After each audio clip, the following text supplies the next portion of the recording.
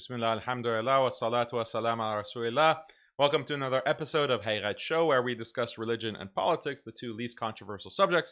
As always, I'm your host, Daniel Haqiqatjou, and this is the third day of war on Iran that we're going to be discussing today and analyzing.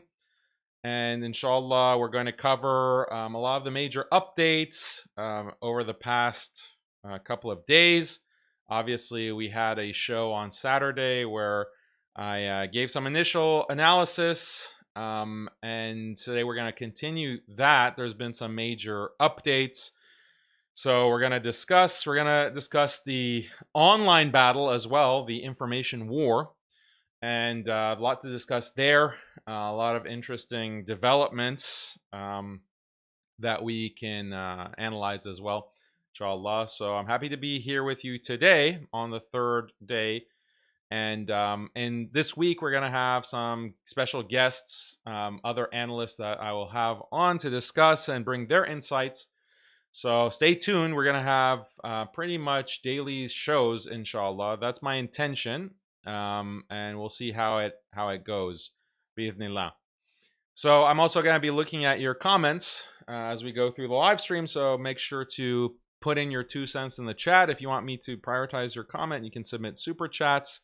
That is really helpful for our production costs. So I really appreciate your sadaqah for that purpose. And this is the month of Ramadan. You can also donate to MuslimSkeptic in general. And I usually try not to do too much fundraising, but we do have a lot of costs. We have a research team, we have writers, we have video editors, web development, brothers who do that. And they're getting compensated for that, obviously, through your generosity. So if you want to support us in Ramadan, now's the time to do it. You can go to our website, MuslimSkeptic.com.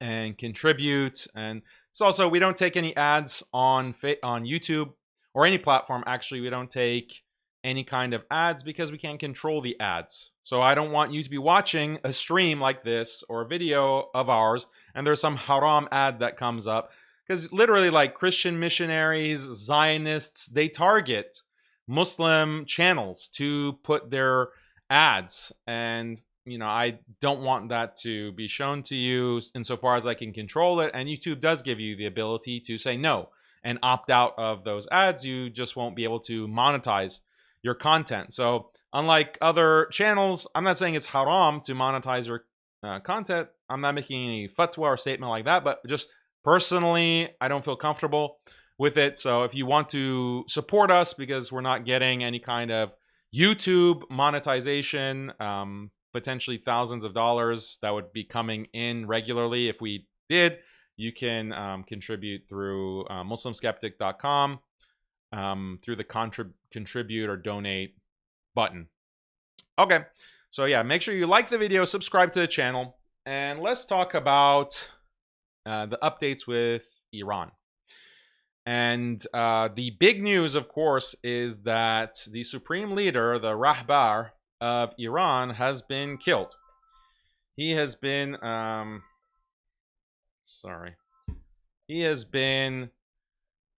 assassinated in the initial strike, and Iran didn't actually release news of this until the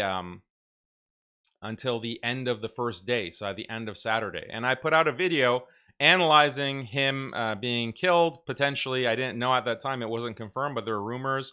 There have been announcements made by Israeli media and even Donald Trump at that point that he had been killed, and there was no confirmation from the Iranian side. So I released that video just analyzing, okay, what is the result of him being dead? Who is going to be his potential successor? And you can watch that video. It's still relevant because one of the people that I predicted would potentially come into power and be elected as the new supreme leader by the Assembly of Experts and the Guardian Council, etc., actually is the person, is the front runner, Ali Reza Arafi, who is Interesting person. He is a cleric, obviously. The supreme leader has to be a cleric, has to be a faqih, according to Shi'i definition. So it can't just be a secular administrator. It has to be actually religiously trained according to the standards of Shi'ism. And this person, Ali Reza Arafi, is one of the, or the head of the religious seminaries in Qom. And so he has a very high position within the religious environment within Iran, or the religious hierarchy, rather, within Iran. So he's being put into this position, it seems, by all indications, and he's there temporarily or interim, and then he's probably going to be confirmed as the new Ayatollah or supreme leader, Rahbar of Iran. So it's interesting. So who is this person? There are some indications of his views. He seems to be like more of a hardliner. So Khamenei was considered a hardliner, very conservative, obviously, ideologically, and was very close to Khomeini, the leader of the revolution in 1979.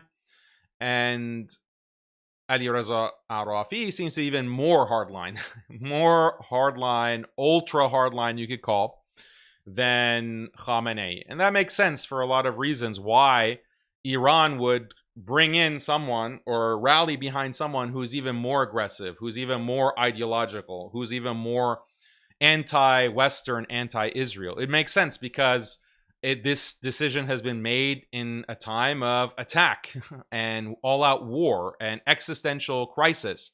So people are obviously going to rally around the more hardcore choice. So that makes sense internally for them. So we'll see. We'll see like what happens with Al-Rafi. And another interesting fact about Al-Rafi is that he's not a Sayyid. Okay, so Sayyid meaning what's considered to be a descendant of the Prophet Muhammad sallallahu alaihi wasallam. So Khomeini was a descendant, a Sayyid. Sayyid Ali Khamenei. Khomeini was a Sayyid Ruhullah Khomeini. But Ali Reza Arafi is not a Sayyid. And you know how I can tell, or how I know? Because he wears a white turban. He wears a white turban. So did you know that there's a significance to the color turban that the Ayatollahs wear? So within the Shi'i clerical class, the black turban is reserved for the Sayyids. It's reserved for those who are considered to be descendants of the Prophet Muhammad ﷺ from Ahlul Bayt. And so that's the black turban. The white turban, if you're not a Sayyid, then you can't wear the black turban. You have to only wear white. And so that's how I can tell. And that'd be interesting. This would be the first Rahbar, the first supreme leader who is not a Sayyid. The first Rahbar, the first supreme leader, was who? Khomeini. Number 2, Khamenei. Took over in 1989. Khamenei, for the past 37 years, has been the Rahbar. And now, for the first time, the third is a non-Sayyid, Ali Reza Arafi.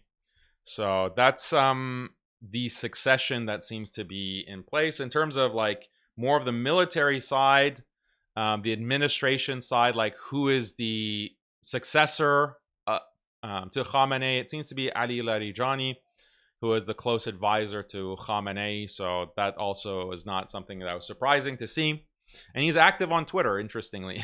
He's been active on Twitter and posting, trying to, I guess, even troll posts against the US. So let's talk about Khamenei, because obviously he was killed on Saturday. What is the significance of this? And there's a raging debate on the significance of this and his legacy. And the thing is that he was killed. Some of his family members were killed. His daughter, his son-in-law, his granddaughter was killed as well. So, I mean, this is his granddaughter.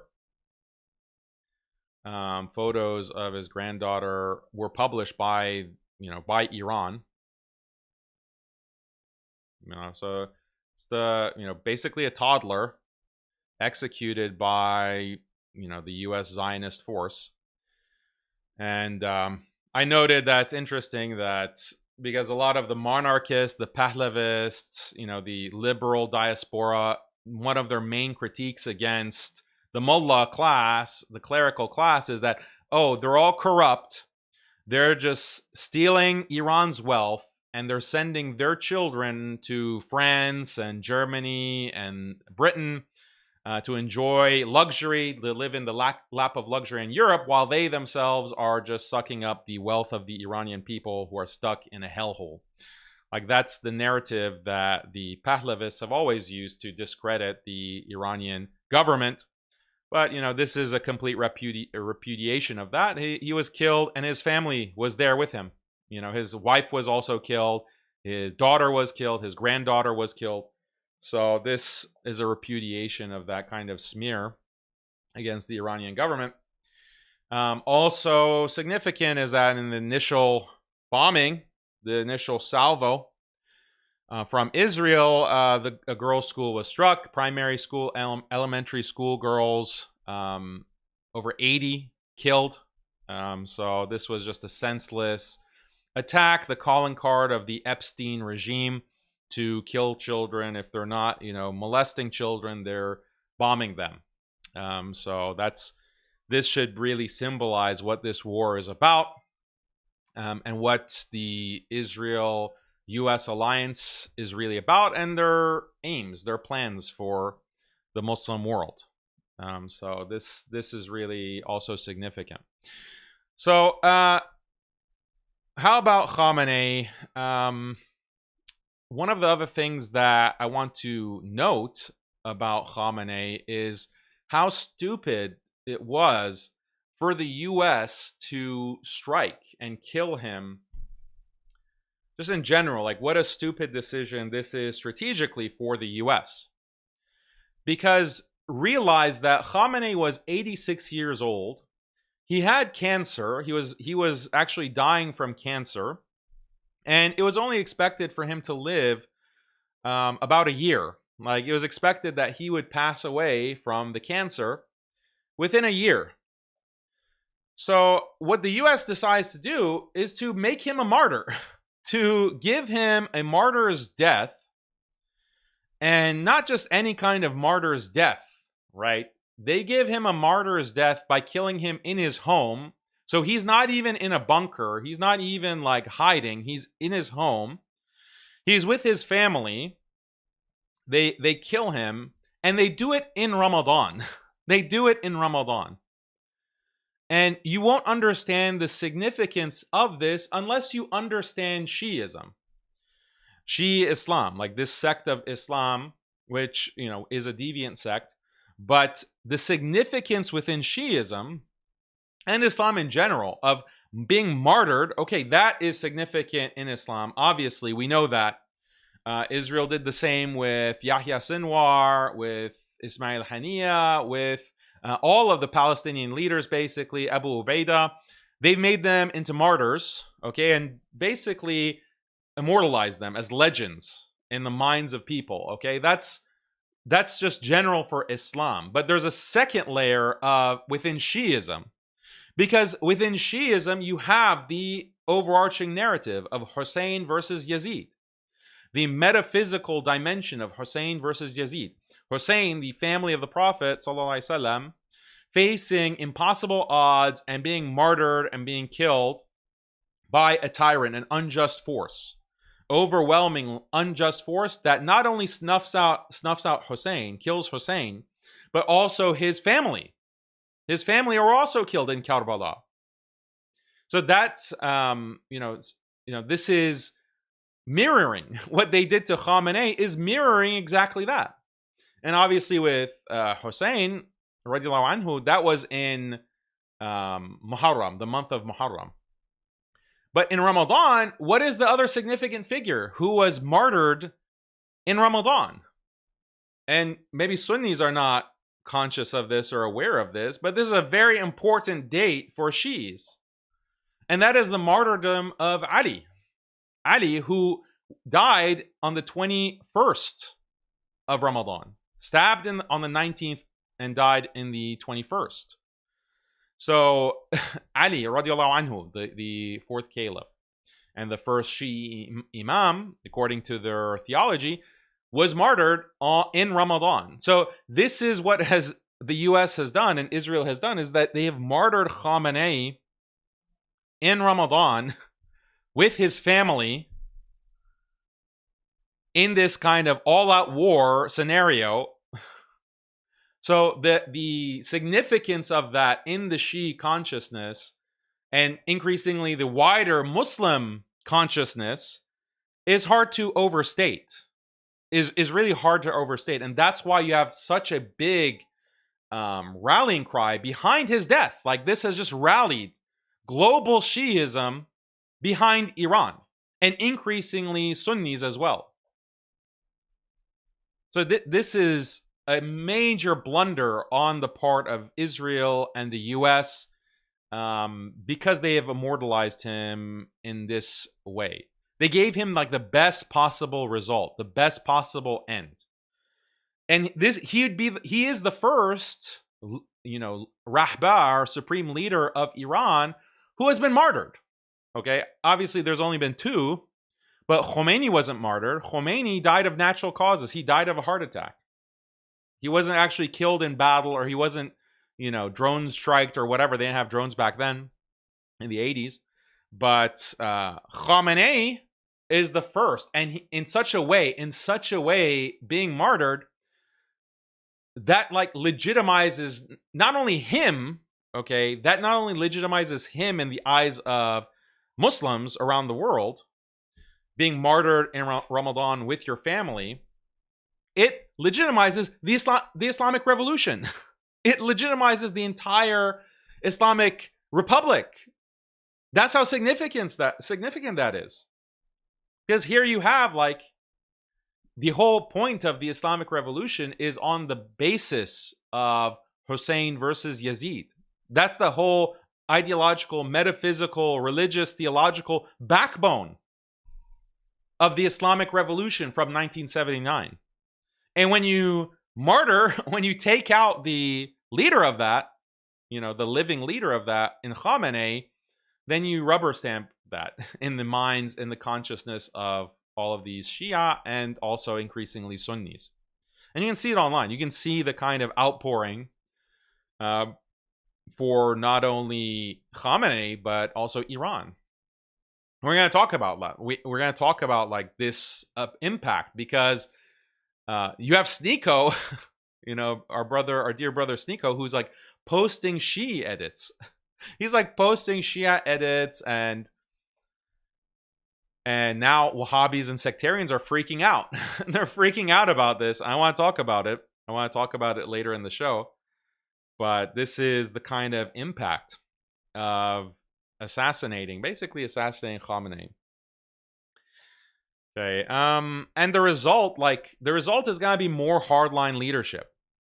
Okay, there's going to be more hardline leadership. There's going to be more incentive to militarize. Okay, the U.S. and Israel have basically proven the hardliners right, because the debate within the Iranian government and the elites of the Iranian establishment was always, what's the best strategy? Moderation and diplomacy, or war?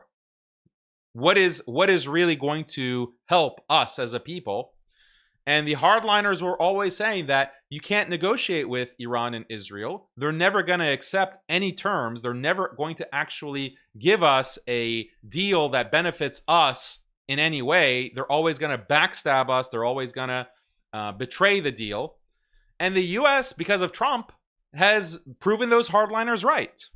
First, by pulling out of the first nuclear agreement, okay, that when Trump's first term, and then now, and then the 12-day war, bombing the nuclear sites back in of last year, June of last year, and now, taking out Khamenei and assassinating many of the top leadership, and carpet bombing parts of Tehran and Shiraz and Isfahan. So this is proving the hardliners correct. So the next wave of Iranian leaders are going to be much more militaristic.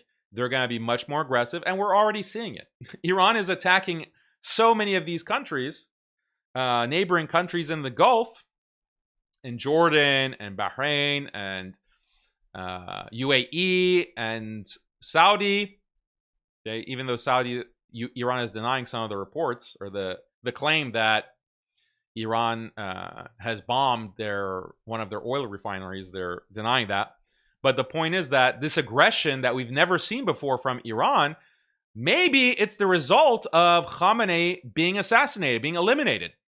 Maybe Khamenei was the dam that was holding the hardliners back. Maybe Khamenei was the person who was a moderating force and saying, you know, we shouldn't actually make these Gulf neighbors pay for their support of US and Israel and hosting their bases, their air bases, and providing like air defense, intercepting our missiles that are headed towards Israel.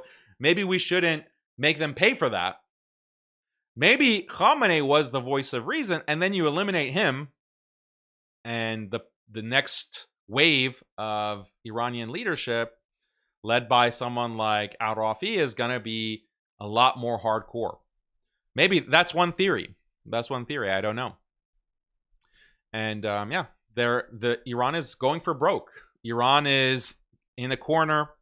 They've been cornered, and it's just shocking to see the lack of preparation and the kind of surprise, because that's also what reports are showing.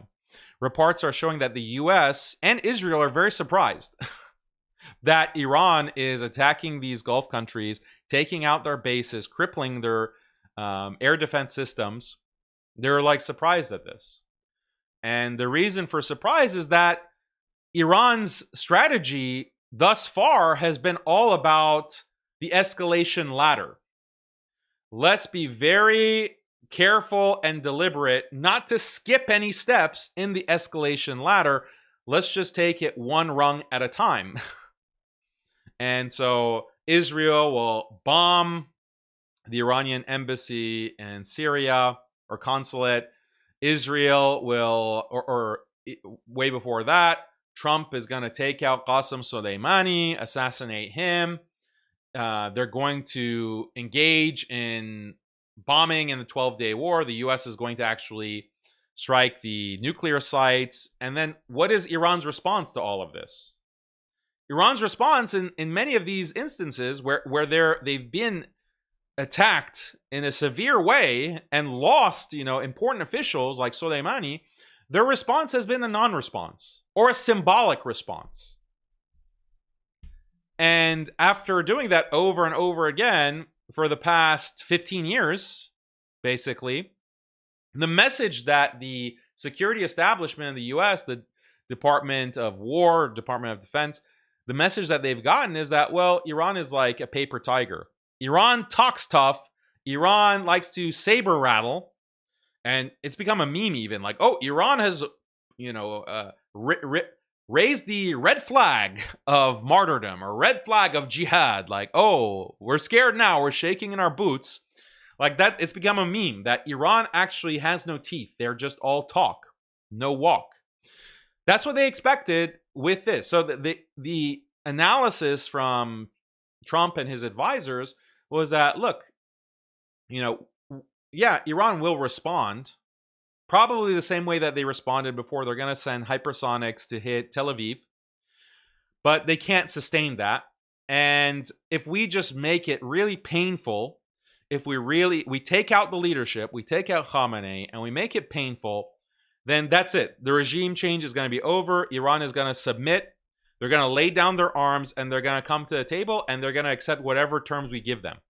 We're going to tell them, okay, no more nuclear enrichment. Give us your stockpile, and no more ballistic missiles. It's over. That's what they expected. That's what they expected. Today's day 3. They thought that it's going to be over by tomorrow. And they judged this on the basis of Iran's previous reactions to attack and the escalation ladder. Now, Iran has surprised them by completely throwing away the ladder and saying, oh, you thought we're just going to have a limited response and send, a few waves of hypersonics to Israel like we did last summer? Actually, no. We're going to attack your bases. We're going to attack your US bases in these Gulf countries. We're going to close the Strait of Hormuz, even though that also causes damage to us economically, but we don't care. We want to make you suffer. And we're also going to attack, we're going to send drones to terrorize these cities, like these Gulf cities where your troops are based. We're going to actually start using drones. And this is a major escalation that I don't even think that the Gulf states anticipated. The Gulf states, and we're going to talk more in depth about them in a minute, they thought that they could just play, they could hedge their bets and maintain plausible deniability by publicly making statements that, oh, US shouldn't involve us and they shouldn't attack. We don't want a war and you can't use our airspace. That was the lip service that they gave.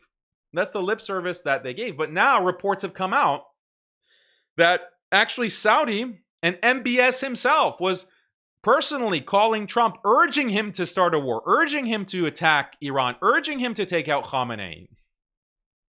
That was the Gulf was hoping that they could just stay out of it by simply helping Israel and the United States, as they always do, and not get any blowback. Because they hadn't seen any of that before, any indication of that before. In fact, their foreign minister, Abbas Araghchi, is going to these countries and making nice and, having the, and what was very interesting was that a couple of months ago, they had the 47th anniversary of the Islamic Revolution. And Saudi had like an official celebration in Riyadh, celebrating the 47th anniversary of the Islamic Revolution, the Iranian Islamic Revolution of 1979. Do you know how crazy that is? And now it seems like that was just like to create more plausible deniability. Like, oh, Iran, we're on your side. We're on your side. And we want strong relations with Iran. But in reality, they were in cahoots, working with the US and Israel, staging this attack that was planned, has been planned for months now. Like, that's the level of Machiavellian politicking that Saudi has been engaged with. And it looks like Iran has said, enough is enough. Enough is enough. You can't have your cake and eat it too. You can't host these US air bases that are being actively used to attack us and not get attacked in return. That's basically what Iran has said. And the whole point, let's talk about Iran's strategy for a second. What is the grand strategy of Iran? The strategy is very simple, but there are details and sophistication that make this potential strategy successful or not. And their strategy, as you saw in the basically 2 days ago, the initial bombings that Iran did was to take out the radar facilities within Bahrain and other Gulf locations at these US bases. So they're taking out the radar systems. And these radar systems are billion-dollar systems that are able to monitor the entire Middle East for 1,000 miles in radius. So Iran is taking them out. And what that does is it prevents the US and Israel and the Gulf states from having an early detection system. Because what they were doing in the past is using that radar to detect exactly when Iran was making launches, ballistic missile launches, so that they could intercept. And there are multiple layers of potential interception. You have Iraq, because the US has a base in Iraq. You have Jordan. You have then multiple layers of a THAAD defense missile system, the Arrow, David Sling, Iron Dome, obviously. And then you have aircraft carriers, like the USS Gerald Ford that's parked in the Mediterranean, that's also providing air defense for Israel. So you have these multi-layers of air defense, but it all hinges on that first domino, or that first step, which is detecting the launch. And that's what you have to have those radar systems in place for. So Iran took them out. Iran took them out on literally the first day. So that's going to make air defense more and more difficult. It means that you have less time to prepare. And then secondly, Iran is flooding the Gulf with drones and cheap missiles to just exhaust all the remaining air defense interceptors. So these interceptor missiles that are basically protecting the US bases in the Gulf, their naval ports, and they're like the cheap versions of what Israel has. The US leaves the cheap versions for its own bases and for the Gulf states. The expensive stuff, you know, the $12 to $15 million THAAD interceptors, those are reserved for Israel. Okay, the chosen people get first dibs. But even the cheap ones are being exhausted because it's just a war, asymmetrical warfare. You have the cheap drones, you have the cheap missiles that Iran is lobbing at these countries, at these bases, and the interceptors are multiple times more expensive, orders of magnitude more expensive. So it's just a matter of time before it becomes unfeasible to keep supplying these interceptors. And there's also a long production timeline for producing these interceptor missiles. So this is a big problem because once those interceptors run out, then Iran can just send drones, can slow-moving suicide drones can just stream into, because it's a very short distance. We're talking just in some of these targets like Dubai or Abu Dhabi, we're just talking about 100 miles or less, or a couple hundred miles. So it's easy to just lob over these drones and hit whatever you want. That's the situation, and the Arab countries are extremely upset. The Arab countries are extremely upset that the U.S. is not doing more to defend them, and they're crying about it online. So here's one of the clips that went viral.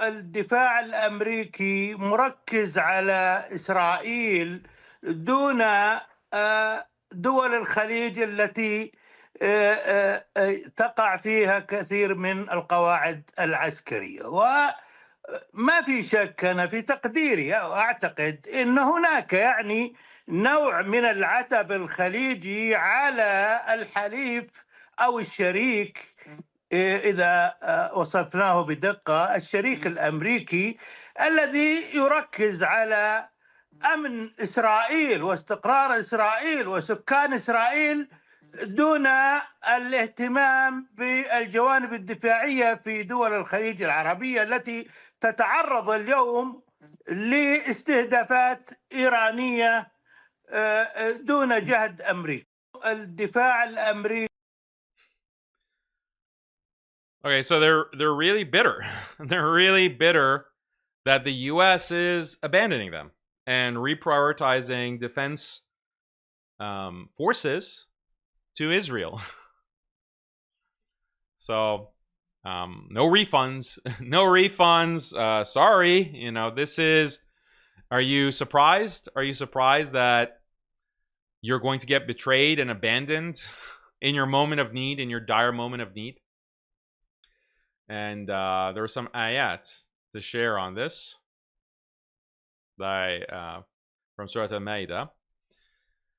Allah says, "O you have believed, do not take the Jews and Christians as allies. They are in fact allies of one another. And whoever is an ally to them among you, then indeed he is one of them. Indeed, Allah guides not the wrongdoing people."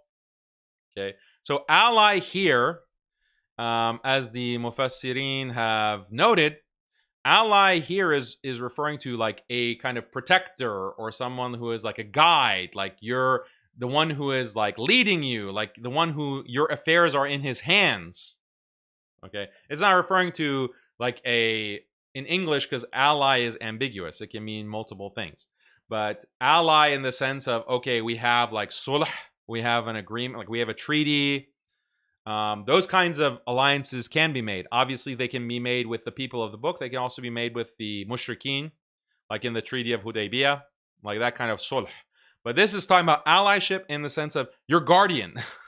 So don't take the Jews and Christians as your guardian like that. They're in fact guardians of one another, and whoever is an ally to them among you, then indeed he is one of them. Indeed, Allah guides not the wrongdoing people. So you see those in whose hearts is a disease hastening into association with them, saying, we are afraid of misfortune may strike us. So Allah is referring to this logic, that you are going to them and entrusting them because you're afraid. You're afraid. And this is what the Gulf states are all about. Fear and inadequacy. But perhaps Allah will bring conquest or a decision from him, and they will become over what they have been concealing with themselves regretful. I think we can see the regret. We can see the regret today. And those who believe will say, are these the ones who swore by Allah their strongest oaths that indeed they were with you? Their deeds have become worthless and they've become losers. Yeah, so I mean, these are the people that say that they're with the Ummah. They're with the Ummah, they're with the Muslims. They're always claiming this, oh, we support Palestine, as they allow Israel to use their airspace, as they allow the U.S. and Israel to use their airspace, use their resources, be based in their countries, provide air defense for Israel. Oh, well, we're for the Palestinians. They're the ones who allowed, like as the Houthis were creating a blockade in the Red Sea, Saudi and the UAE tried to ease the pressure, the economic pressure off of Israel by allowing Israel to use their space, a land bridge, actually, to redirect supply lines and shipping lines through their territory since the Red Sea was being blocked. That's the level of help that they're giving to Israel. Like, this is complete betrayal. And so the Quran is alluding to this kind of behavior.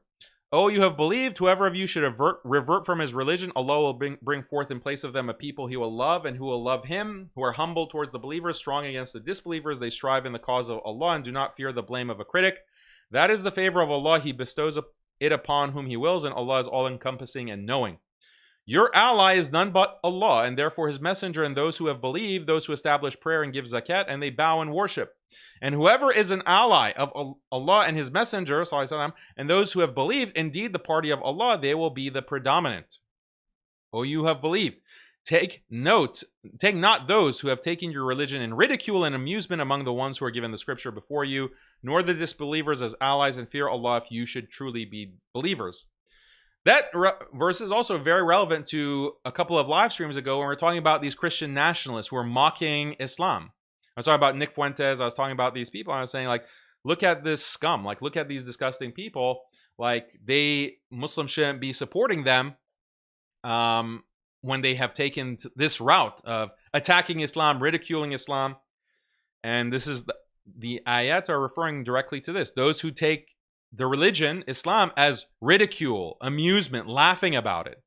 And when you call to prayer, they take it in ridicule and amusement. That is because they are people who do not use reason. So that's literally what these Christian nationalists were doing, right? They mock the adhan, and they attack the adhan specifically, the call to prayer.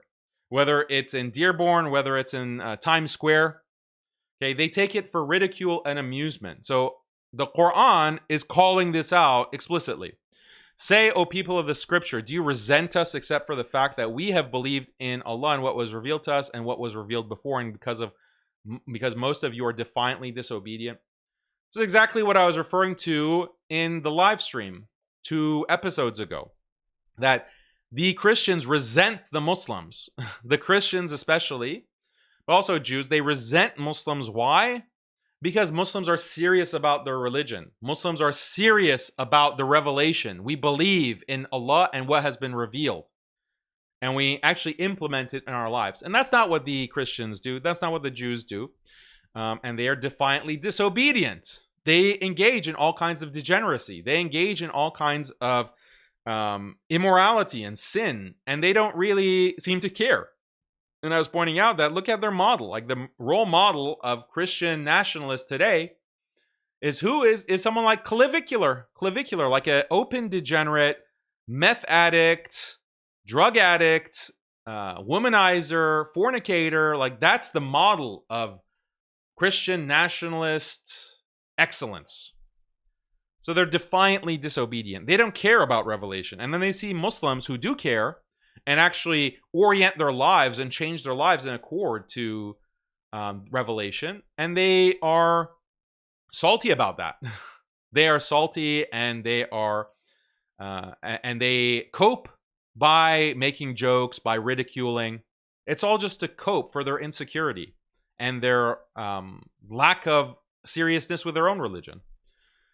So anyway, two birds there with this group of ayat in the Quran. Allah describes our condition perfectly, our situation perfectly. Okay, so yeah, that's the strategy of Iran is this game. Okay, is this game of destroying the forward bases of the United States. So usually in war strategy, very basic war strategy, you don't have to go into the depths of Sun Tzu and start reading like advanced West Point war theory to understand this, but supply lines are critical. Supply lines are absolutely critical in war. And where are the US supply lines? Like, how are they going to replenish their forces? This is a problem. This is a problem because they have their forward bases, but if their forward bases in these Gulf countries, like in Bahrain or the UAE or Saudi, if they're actually neutralized, then what else do you have? What else do you have to back up and to replenish your arms, missiles, any kind of weapons that you need to use in your offensive against Iran? Where is that going to come from? And I pointed this out, that if you compare the invasion of Iraq in 2003, 23 years ago, with what they're doing now, it's just very shocking, the level of incompetence. Because in 2003, in preparation for the invasion of Iraq to topple Saddam and, spread freedom and equality in Iraq, create a democracy in Iraq, the nation building project, you had 5 aircraft carrier strike groups that went to the Arabian Sea, went into the Gulf. And not only that, you also had all of these bases in the Gulf. Especially Saudi. Saudi was the biggest one.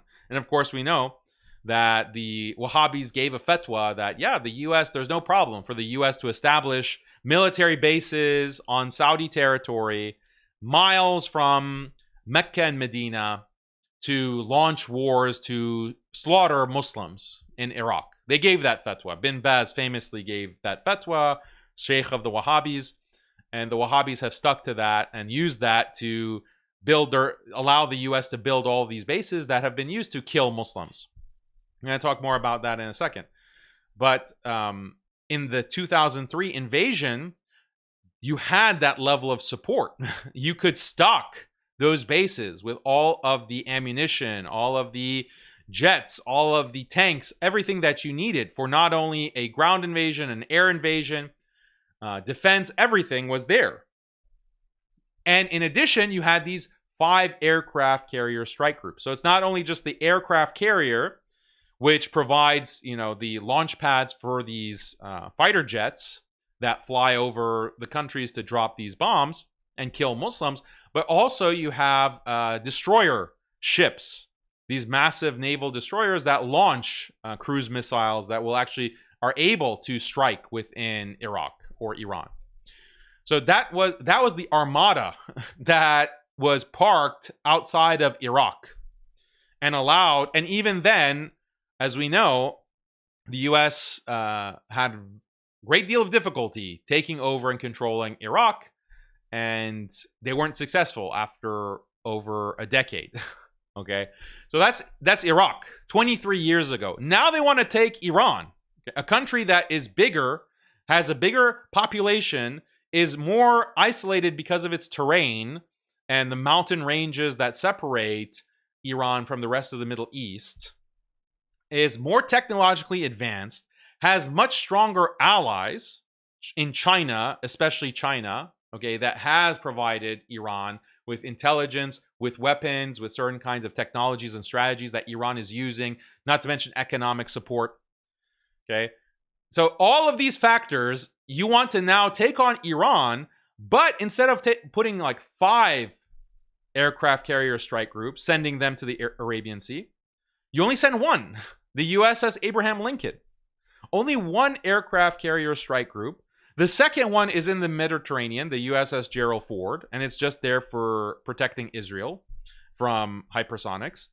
So what was the thought process in that? Like, how do you expect to sustain any kind of offensive? Because the objective, and Trump was very explicit about this, that our objective, not only Trump, but also Pete Hegseth, the Secretary of the Department of War, very explicit that our objective is regime change. We want to topple the Islamic Republic, and we want to install a government that's going to be pro-America, pro-Israel. And that's explicitly the objective. How are you going to achieve that with this kind of force, like this inadequate force? And your forward bases that in the Iraq War were very critical to as a supply line in Bahrain, Saudi, UAE, they're being decimated. They're being absolutely decimated. The major port actually is in Bahrain. Okay, the major US naval port is located in Bahrain. Why do you think that Iran has focused so much of its firepower on Bahrain? Bahrain is a small country, right? Even compared to the UAE. It's very small, and this naval base is very significant. One, because it has this radar system that they took out on the first day, but also it's one of the major deep sea ports that the aircraft carrier strike groups they resupply in Bahrain. So once the USS Abraham Lincoln and the destroyers that are in that fleet, they run out of missiles, where are they going to get the reshipment? Where are they going to recharge? They can't do it in Bahrain. And the only other option is like Diego Garcia, which is in the middle of the Indian Ocean. So they have to go quite a length in order to do this. And so you can't have a continuous offensive. You're going to have major gaps. You're going to allow Iran to regroup. You can't have a continuous shock and awe campaign. So this is the problem, like with supply lines that the U.S. is facing, and it shows you that they really were going for broke in the sense of they thought that once we take out Khamenei, that's it. Once we take out Khamenei, there's going to be maybe like a Hezbollah situation, okay? Because Hezbollah also, when Nasrallah was taken out, and they also took out his successor, the successor to his successor, like they took out a lot of the leadership in Lebanon. Hezbollah was crippled. Like Hezbollah was crippled, and that led to Israel being able to push into southern Lebanon and agree to a ceasefire in which they violate every single day. But Lebanon lost a lot of territory, and Hezbollah was neutralized, basically, once the leadership was taken out. Israel was probably telling Trump that the same thing is going to happen with Iran. The same thing was going to happen with Iran. Go ahead and look, this is a big violation of international norms to take out the head of state. They didn't even do that with Maduro. With Maduro, why do you think they went to the extent to just go and capture him and put him in prison? Like, even that was scandalous, like in terms of international law or international norms. Like, you are going and taking a head of state and putting him in jail. Like, this is shocking violation of a nation's sovereignty that you're doing. So imagine how much worse it is to take out the head of state. Not only just any head of state, like one of the major powers in the Middle East, major economic power with big allies like China and Russia, the leader for 37 years, you're going to take him out, assassinate him. Like, that's something that you're going to lose. You're going to be seen as, like, if you weren't already, like a complete rogue state, criminal state. The US, if they don't like you, they're just going to kill you. Like, they're just going to, like, very plainly, unapologetically, they're going to say, you're a bad guy, we don't like you, we're going to take you out. So it shouldn't be underestimated the significance of taking out Khamenei, but the logic was, well, it's worth it. Like, this is what Netanyahu, every time he's coming to Washington, D.C. to talk with Trump, for the 7th time in less than 2 years when he's coming. This is what he's telling Trump. He's saying that, look, it'll be worth it. Yeah, this is a big step. Yeah, it's going to you're going to have to pay reputational damage. Like, you're going to take reputational damage by taking out Khamenei, but you're going to have a U.S. ally as a result. You're going to have immediate regime change. It's going to be a cakewalk. The people are going to... The only reason that the people are not rallying behind the West and toppling the regime in Iran is because of Khamenei. He's the linchpin. So once you take him out, because he's not only a political leader, he's a spiritual leader. Once you take him out, that'll demoralize the Iranian establishment, just like it did with Hezbollah. There'll be chaos, and the war will be won in 4 days. That's all you gotta do. Just trust us. Just trust us. Otherwise, why would Trump do this? Like, why would Trump completely destroy his presidency by launching a war that 80% of Americans don't want and are staunchly opposed to, threaten the economy of his country with energy prices soaring, threaten the viability of his party, the Republicans, in an election year? Why would he embroil his country in this kind of massive war? Unless he stupidly thought that it was not going to be a massive war. It's just going to be a one and done. It's going to be like a quick hit and run situation. Like, that's what he actually thought. That's what he actually thought, and that is shown by the decisions that he made. And this is what happens when you allow Zionists to control your government. Like, this is what happens. Like, look at how Israel wins wars. Israel wins wars by violating every possible international law, international norm, every standard of human decency. They just flush down the toilet. They don't care. Israel wins war literally by genocide, genocidal actions, to just launch as much weapons, as much firepower, level their enemies. That's the way that Israel wins war. It's not strategy. It's not careful consideration of consequences. It's not surgical. Israel wages war with this kind of all-out aggression. And they can do that because the U.S. is backing them.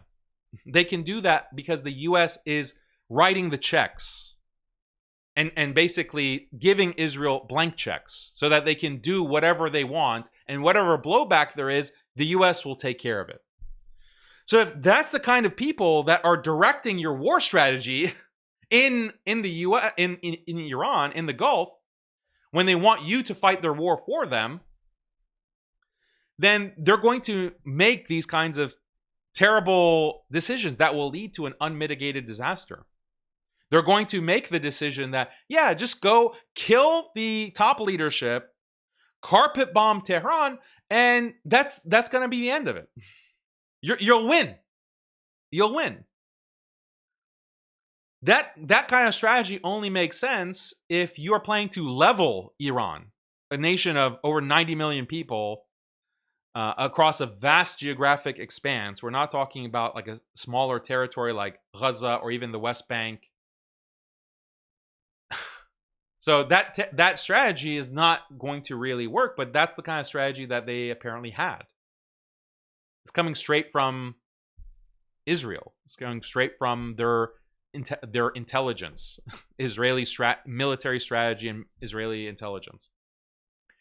So yeah, I mean, this is like the end of the U.S. empire.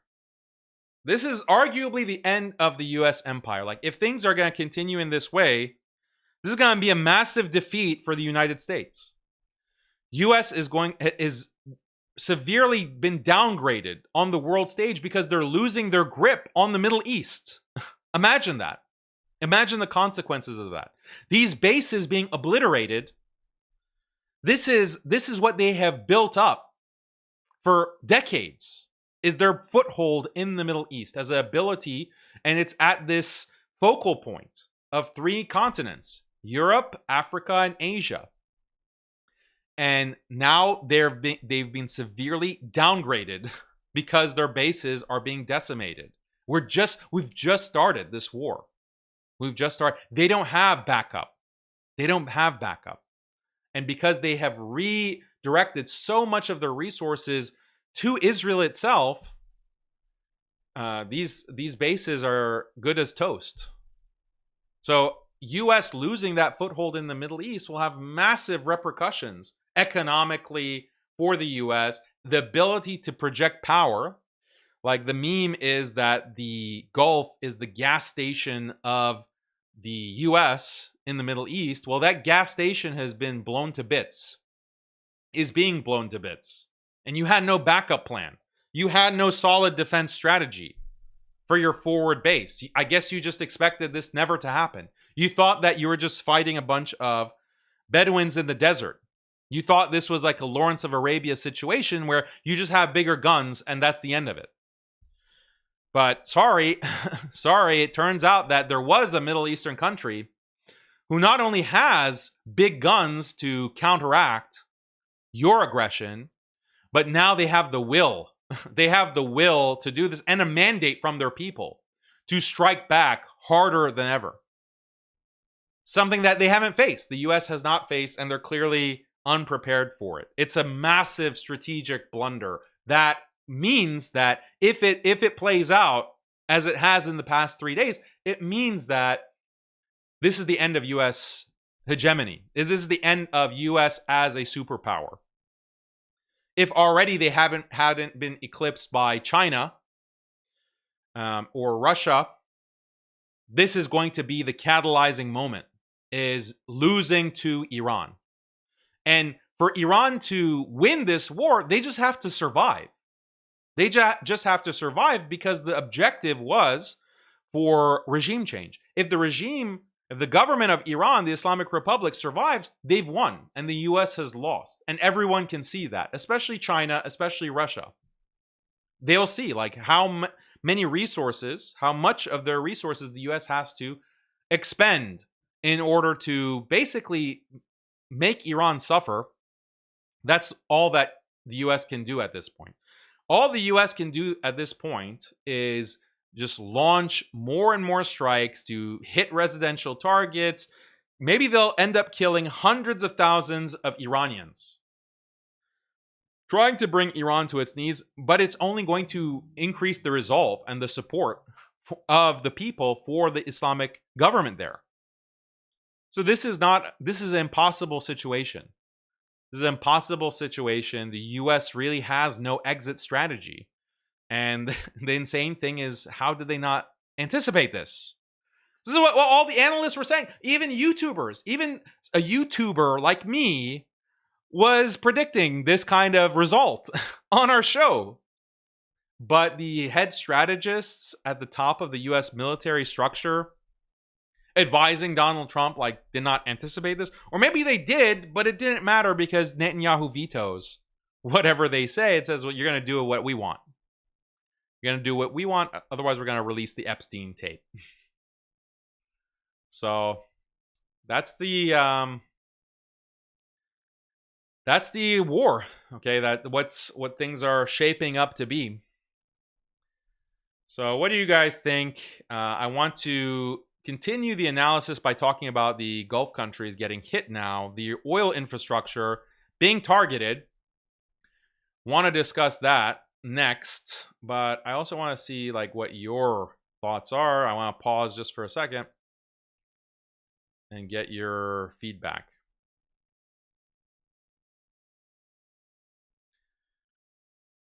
Jenna 1428 says they're calling it Operation Epic Fury. Guess what else starts with EF?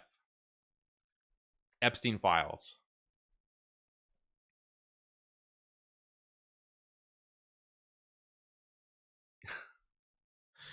Discuss diaspora Persian madness and their desire for Shwedoda. The Shwedoda is the most pious act within Zoroastrianism. And you'll never guess what it is. It means incest with your mother. That's the highest act within Zoroastrianism. Zoroastrianism is an interesting religion, actually. And you have these diaspora Persians monarchists who insist that they're not Islam. Islam is an Arab desert religion. We're Zoroastrian. We're Zoroastrian. We're more civilized. The amazing Zoroastrian civilization of the past. But they know nothing about Zoroastrianism. For example, they don't know that the highest act of piety within Zoroastrianism is incest with your mother. Or if you're a girl, incest with your father. They also don't know that in Zoroastrianism, like water is seen as impure, like the purest substance is actually urine. So if you want to purify something, you have to pee on it. That's another enlightened Zoroastrian teaching. I don't know if you guys knew that or not.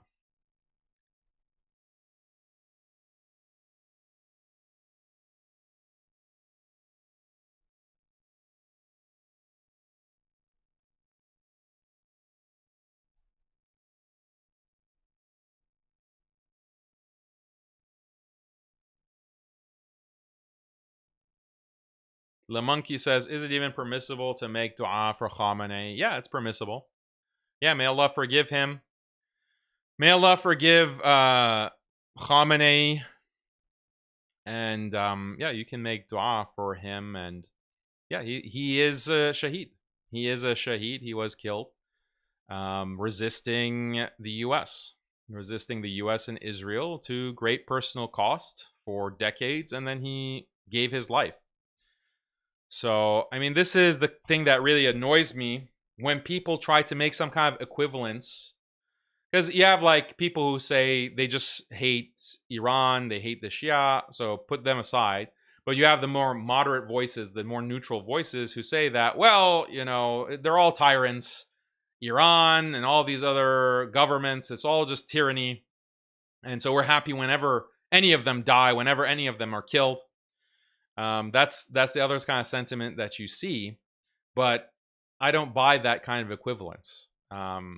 Is really Khamenei the same as even someone like Saddam Hussein, or you know, some of these Gulf rulers like MBS, MBZ? Like, are they the same?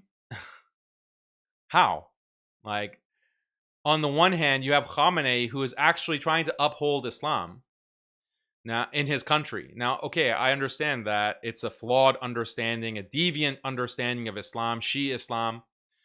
But, you know, it's still religious. They still are, you know, honoring the symbols of Islam, the masajid, the adhan, the Quran, the hijab. Okay, they still have that identity, the Islamic identity that they're upholding. Whereas these other leaders, these other rulers, they're actively trying to undermine those symbols. The UAE is the biggest example of that.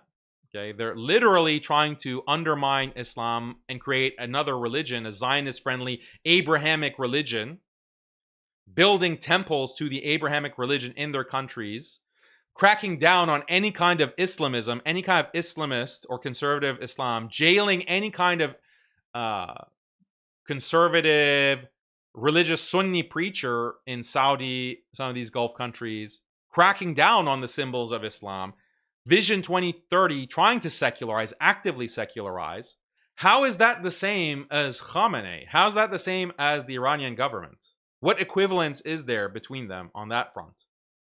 Secondly, there is no equivalence. You have a government that has resisted the US, has resisted Zionism, has attacked the forces of oppression. How is that equivalent with countries and rulers that are flooding Israel and the US with literally trillions, billions and trillions of dollars in jizya? They're paying jizya to the killers and the genociders of the Palestinians. So where is the equivalence? And people will say, and I've pointed out many times, that Iran, the government, has committed many crimes against Muslims. And that's true. They have. And Khamenei was the head of state when these crimes took place in Syria and Iraq and in other places. And they should be condemned. He should be condemned for those crimes. And Khamenei will pay for any Muslim that he has committed injustice against, he will be accountable to them in the akhirah, no doubt about it, in the afterlife.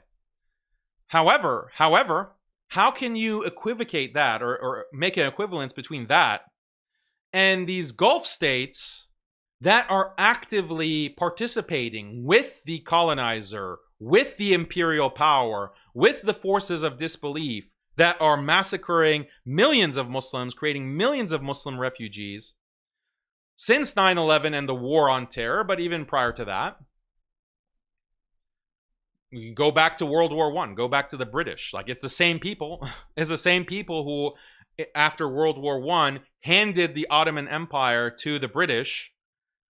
The same people are handing Iran. They handed Iraq. They handed Yemen. They handed Libya.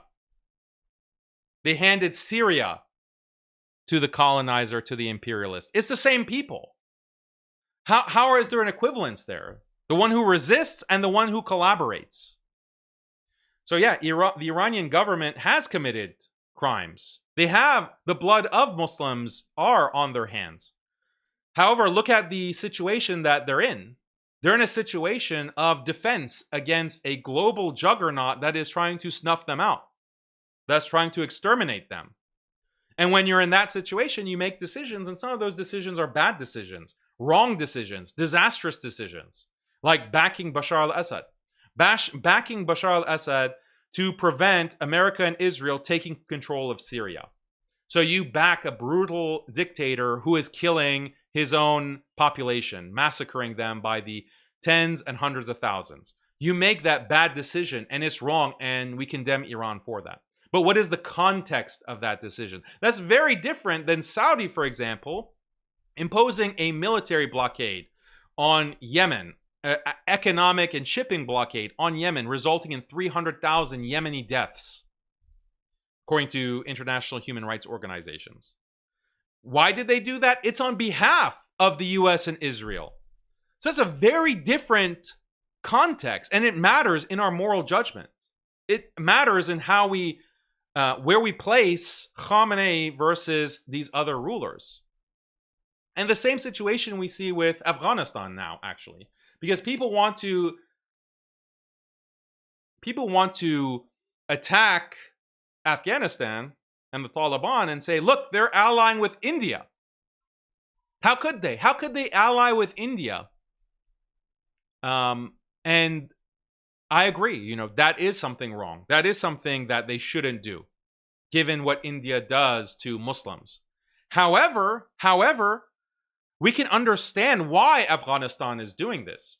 Why Afghanistan is doing is they have faced 22 years of invasion, occupation, hundreds of thousands of Afghans killed, murdered by a global juggernaut, a coalition, actually, of Europe, America, Israel, all coming together to massacre and genocide your people.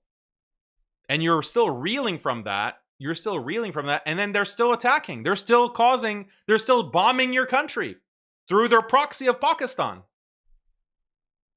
So when you face that kind of existential situation, your back is against the wall, sometimes you make decisions that are not ideal. You make decisions that are bad and condemnable, but it's not the same as what these other countries are doing. Like Pakistan, for example. I see a lot of people criticizing the Taliban for having any kind of agreement with India. But what about Pakistan collaborating with the US and taking orders from the US to kill Muslims in Ramadan? How about that? Isn't that so much worse? Isn't that so much more of a treachery? So we can't just have a blanket, oh, they're all tyrants, we hope that they all get eliminated, blah, blah, blah. This is ignorance. This is complete ignorance. You don't have a correct moral compass if that is how you're judging the situation. There's no nuance, there's no sophistication, there's no actual understanding of the reality, the moral reality. So yeah, you can pray, ask for forgiveness for Khamenei. He was martyred. Okay, no matter how much these sectarians want to scream and shout. These are sectarians, by the way, who have no problem with joining the United States, joining Israel, even though they won't say that explicitly, but definitely joining the United States in these wars that are killing masses of Muslims. They have no problem with allying with the US when the US has this long history of mass extermination of Muslims. And given that the US is basically the proxy of the Zionists, they're backing the Zionists, and they have no problem with allying with, working with the alliances with the Zionists, with the US, and we should just like consider that to be equal to the other side? No. No.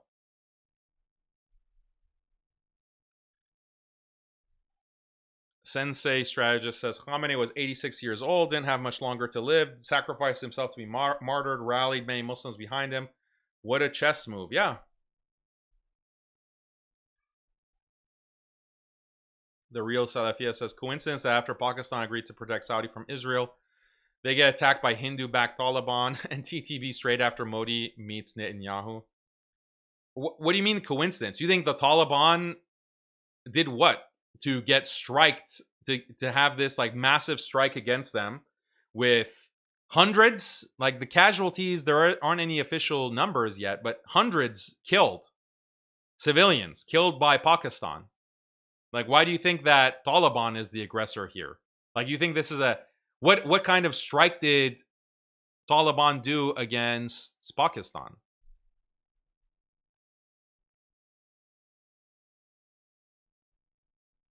Yeah, Pakistan got attacked by Hindu-backed Taliban. What? You're missing like a major event there. Pakistan struck Afghanistan. They struck the Taliban and they caused hundreds of casualties in Ramadan just last week. Salman says, sometimes I imagine myself dying from an accident or maybe a fever and my heart becomes so full of sadness that the chance for competing for paradise, i.e. martyrdom, will be taken away from me that way. Yeah, this is what Khamenei was saying. This quote of his. Yeah, he knew that he was on the way out. He knew that he didn't have much longer, and Israel like gift wrapped it for him. Same thing happened with Yahya Sinwar. Like, imagine how stupid from a Zionist perspective it was to corner Yahya Sinwar, then send in a drone to kill him, or to tape him being killed, video him being killed, and then releasing that video. Releasing that video thinking you're humiliating him, but actually you're making him into a martyr and a legend in the eyes of the world. Because to the last, he is resisting. To the last, he threw the stick at the drone. And that has become etched in the collective consciousness, not only of Muslims, but everyone who hates Israel. So that's like one of the karamat, like that's something miraculous, that they were blinded. The Zionists were blinded from realizing that releasing this video, they could have like deleted it. They could have just like kept it and made up a lie that, oh, Sinwar was this and that, like to humiliate him. These were his final moments. He was begging for mercy. Like they could have fabricated something like that. But instead, you released the tape. You released the video footage. That's a karama. Like that's something. Their blindness to the impact of releasing that, I think, is a karama. Allahu alam. But then similarly, you have Khamenei. You just gift him that martyrdom, and it's not very smart.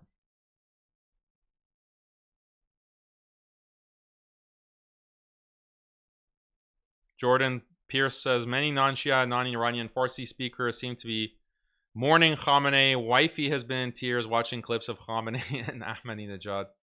Yeah, it's sad. It is very sad. I don't know why. Ahmadinejad is interesting. But yeah, there was reports that he was also killed. And Patrick Bet-David was planning to interview Ahmadinejad. And then he announced, like in a very cold way, that, oh, Ahmadinejad has been killed, so our interview is canceled.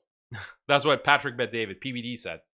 And then he announced today that, oh, actually, Ahmadinejad's team is saying that he's still alive. He's still alive. So it's not known if actually Ahmadinejad is alive or he's been martyred.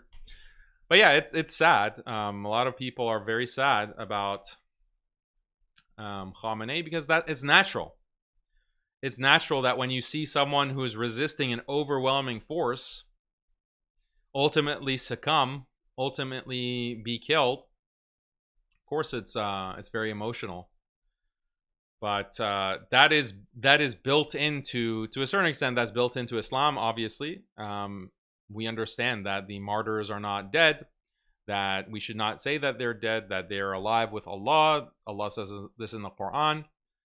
And we know that being shaheed, like this is one of the greatest honor that you can experience in life, for the end of your life. And that's something that every Muslim should want. As the Prophet ﷺ said, the Prophet ﷺ said this is the end that every Muslim should desire for himself. Yeah.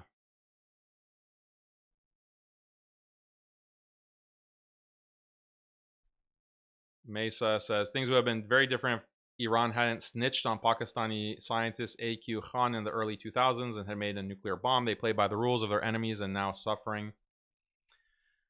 Are those the details? I don't know all the details of that. They snitched. Yeah, well, they're not playing by the rules anymore. Let me tell you that. Iran is not playing by the rules.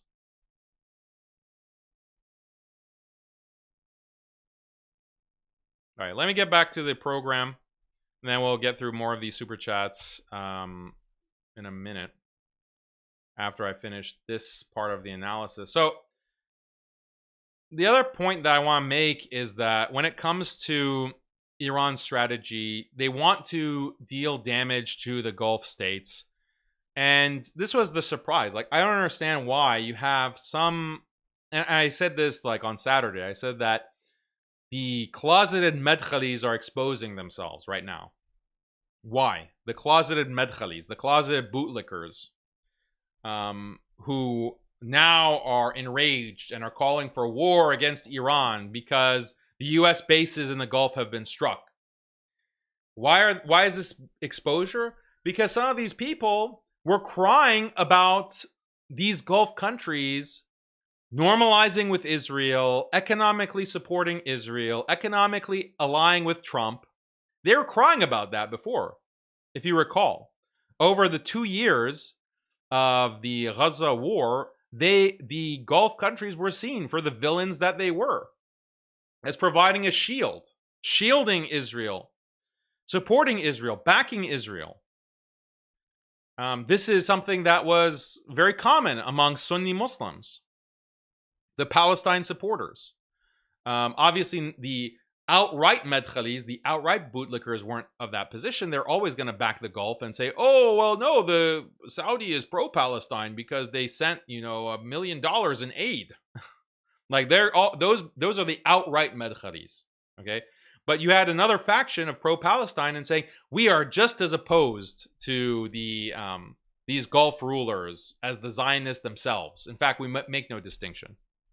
But some of those people now that the U.S. bases are actually being attacked, now that the Gulf is actually being punished for its alliance with the Zionist force, with the Epstein force, now they're crying and they're saying, oh, we need to go and hit Iran. We need to fight back against Iran. We need to go to war.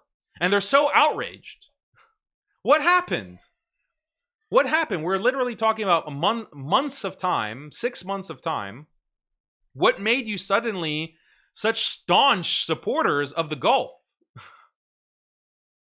And the UAE of all countries, the UAE and Bahrain and the Abraham Accord countries that have normalized relations with Israel. Now you're the biggest defenders. Like, now you want Iran to pay because Iran had the audacity to actually punish these countries. Seems bizarre. Seems really bizarre, this kind of switch up. I think you've just been a closeted Medkhali this whole time. Or maybe you're a racist. Like, maybe you're a racist because it's a problem if Iran strikes the Gulf. You wanted the based Sunnis, the based Sunni, I don't know, ISIS? Like who? AQ? Like who's gonna Who's going to take these kinds of actions in the Gulf? If Iran does it, oh, that's not allowed. That's a violation, and we need to make Iran pay. So this kind of, it's weird. It's weird that there's this double standard. But yeah, there's a lot of regret from these Gulf countries. Why did they allow the U.S. to establish these bases, launch all these wars?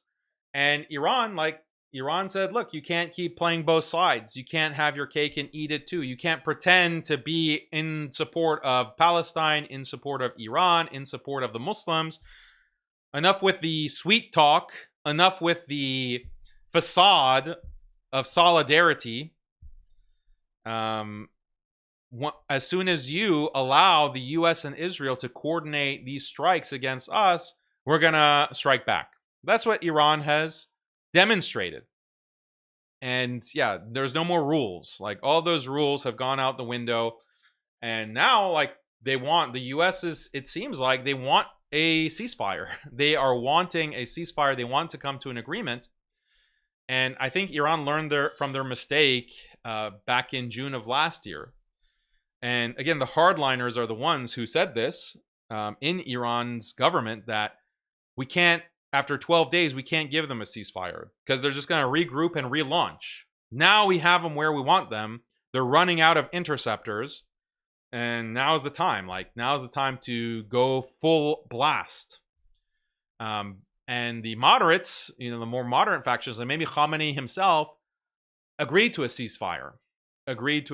So I don't think that they're going to make that same mistake again. I don't think Iran is going to, especially given the kind of damage that they've taken, I don't think that they're going to agree to 4 days and then a ceasefire, or even a week and a ceasefire. This is going to continue. I also want to look at Sneeko, because this is an important point. And I might be talking to Sneeko later today, inshallah. Sneeko has asked me to come on and talk to him. So we'll see if we get together tonight. But Sneeko posted this on his Twitter.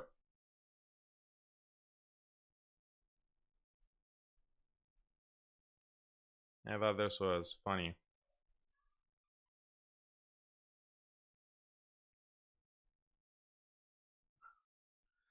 So I'm not going to play the audio because I don't want copyright strikes or whatever.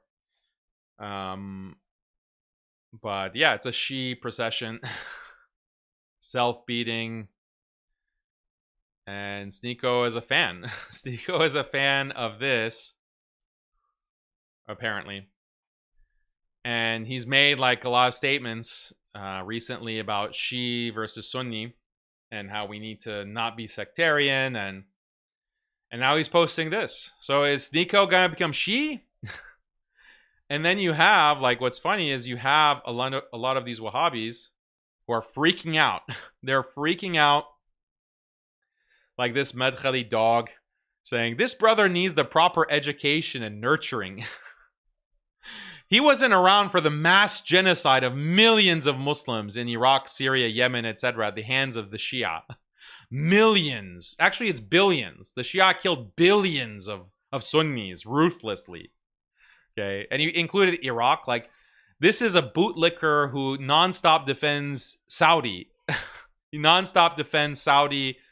Saudi was the one who allowed the U.S. to launch its invasion in 2003, and in the prior Gulf War, the first Gulf War, to literally kill 1 million Iraqis. It wasn't Iran.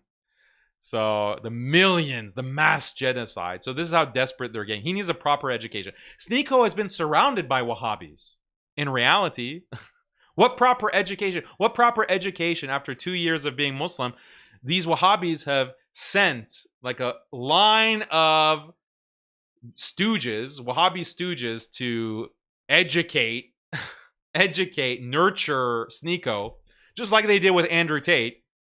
Even Rabbi Ferris getting involved. All these bootlickers have been going to try to groom Sneeko. With Tate, it's obviously been more successful, maybe because they offered Tate money and property. I don't know. But with Sneeko, like, all that education, all that grooming for naught. Down the toilet. Now Sneeko is posting these like hype edits of the Shia. So, and these sectarian idiots, they don't get it. They don't get it that it's their sectarianism that's actually driving many Sunnis to consider becoming Shia. And some of them are becoming Shia, actually. It's your sectarianism that's driving that. And you're too stupid to understand. And I'll tell you why their whole sectarian nonsense is causing this. Because people see, like, everyone in the world hates Israel, is hardcore anti-Israel, and Donald Trump. They also hate Donald Trump, and they view them as being literally Satan and the Antichrist working together. That's the whole world, basically. And they see Satan and the Antichrist collabing to attack Iran. So who is the bad guy in this situation, and who is the good guy? Who is the bad guy, and who is the good guy?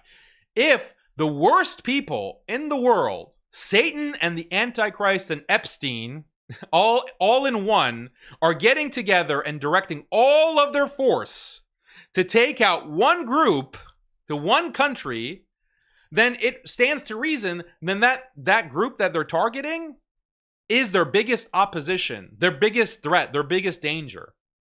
And if they're the worst of the worst in terms of evil, then the people that they're attacking and the people that they think are their biggest threat must therefore be the best people, the representatives of goodness and righteousness, the people of God. That's the logic that people have. Like, that's their assessment of this. And it doesn't make sense, as these retarded Wahhabis do and these sectarians do, or like Uncle Retard does, to say, no, they're equal. They're all equally bad. Iran is equal to Israel and Epstein and Trump. They're all equal. They're all equally bad. No one's buying this. No one is accepting this, whether Muslim, Sunni, or non-Muslim. So when you make that argument and you say that they're equal and therefore we shouldn't support any, like, we shouldn't hope that one side wins or loses, when you say that, that discredits you. That means that you are morally discredited. You are clearly insane. You are clearly morally compromised. There must be some other reason why you're making this argument that there's equivalence here, like Epstein versus what seems to be, okay, fine, Iran is they're not saints, but they seem to be religious and they seem to be steadfast. They're not like bending the knee like everyone else is doing. They're not like making a deal like everyone else is doing. They're equal? And they're being like killed and literally martyred? And you're saying that they're equal to Trump and Netanyahu and Epstein? Is that really your assessment? So if you make that assessment, you're discredited. You're morally discredited. And these retards, by doing this, they're discrediting Sunnism. They're discrediting Ahlus Sunnah wal Jama'ah. That's the crazy thing. That's why I said, like, from the beginning, I said this from 2 years ago, and even before that with the Madkhalis, I said that Sunnis and Salafis, you need to wash your hands, not only from the Madkhalis, but also from the Wahhabis, and also from these sectarians. Because they are claiming to represent Sunni Islam, but they're blackening the name of Sunni Islam. They're blackening the name, and they're actually driving people to accept other aqa'id, deviant aqa'id of Shi'ism. And we see that playing out in real time. Why not just have the actually correct Sunni stance, which is to say that we can have a nuanced perspective. We can have a nuanced perspective in understanding that, yeah, the aqidah of the Shia is incorrect. And yes, Iran as a nation or as a government, they have committed crimes against Muslims that we don't accept and we condemn. However, in this fight, there needs to be a pan-Islamic unity. There needs to be pan-Islamic alliance. We need to work together because the threat that's being faced endangers us all, endangers the entire world. endangers the entire ummah. Like, that's a very clear argument. It has that kind of nuance that we don't say that Iran and Khamenei, they were saints, like they were infallible, they weren't ma'soom. We don't say that. They have their problems, they have their faults, but let's look at the entire context and what is going to benefit Muslims in the long term, not just in Iran, not just in the Middle East, not just in Turkey and Pakistan and Bangladesh and the entire Muslim world in the short term, but also in the long term. Why can't we consider that? That is the sober, orthodox, correct Ahlus Sunnah stance. And but the Wahhabis and the sectarians can't handle it. They can't handle it, and they spurg out, and they have to insist that no, Iran is just as bad, if not worse. Okay, because that's what the subtext of what they're saying is that Iran is actually worse than Epstein and Netanyahu. So keep running with that argument, see what happens. Like, this is a disaster. Like, if you actually care about Sunnism, if you care about like Ahlus Sunnah wal Jama'ah, you would denounce these sectarians, you would denounce these Wahhabis, because they're doing all kinds of damage. They're doing all kinds of damage. I've been warning you about it. I've been telling you about this eventuality for years now. So, and there was a joint statement. Did you see a joint statement that was made by the Mufti of Libya? And I want to share that with you. And it's not the strongest statement, but I guess they had their hands tied to get like all the signatures that they wanted. But it was really forwarded by the Mufti of Libya.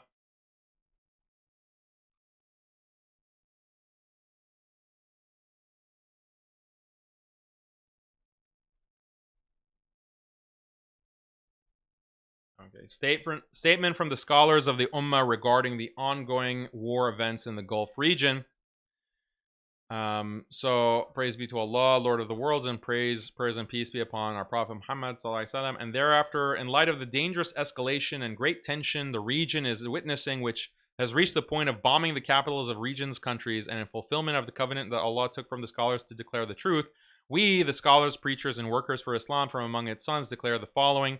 And then they have 5 points. Firstly, the reality of this war and objectives. The American and Zionist allies have no motive for this war except injustice. For Iran has not wronged them nor attacked them, but rather the action is injustice and aggression. That's actually the assessment of Congress. U.S. Congress themselves have come out and said, or the Pentagon rather has briefed Congress and said that there was no indication that Iran was planning to attack the U.S. So this is just pure unbridled aggression from the U.S. Okay, injustice and aggression for which they will be held accountable, and they have previously practiced it when they invaded Afghanistan, Iraq, and others, which constitutes oppression and tyranny prohibited by all divine laws.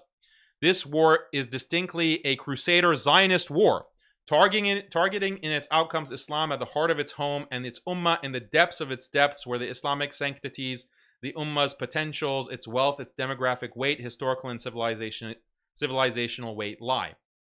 Okay, this is the heart of Islam, not just Iran, but the Middle East. And this war is not merely a limited conflict due to a transient political disagreement between Iran on one side and America and the occupation state on the other.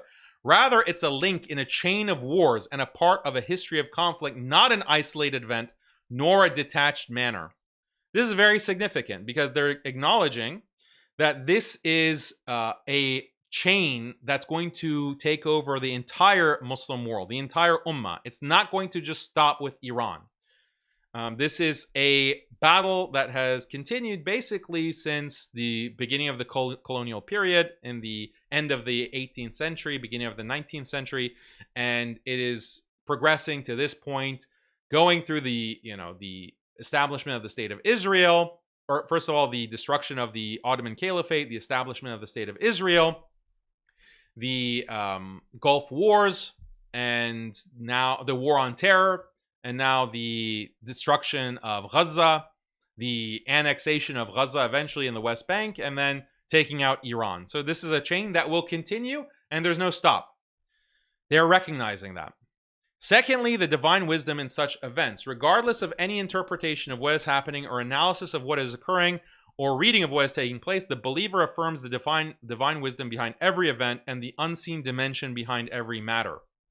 Very critical here. And perhaps Allah Almighty is preparing through these events for great matters and praiseworthy outcomes if the Muslims deal with them well and fulfill the duty towards them.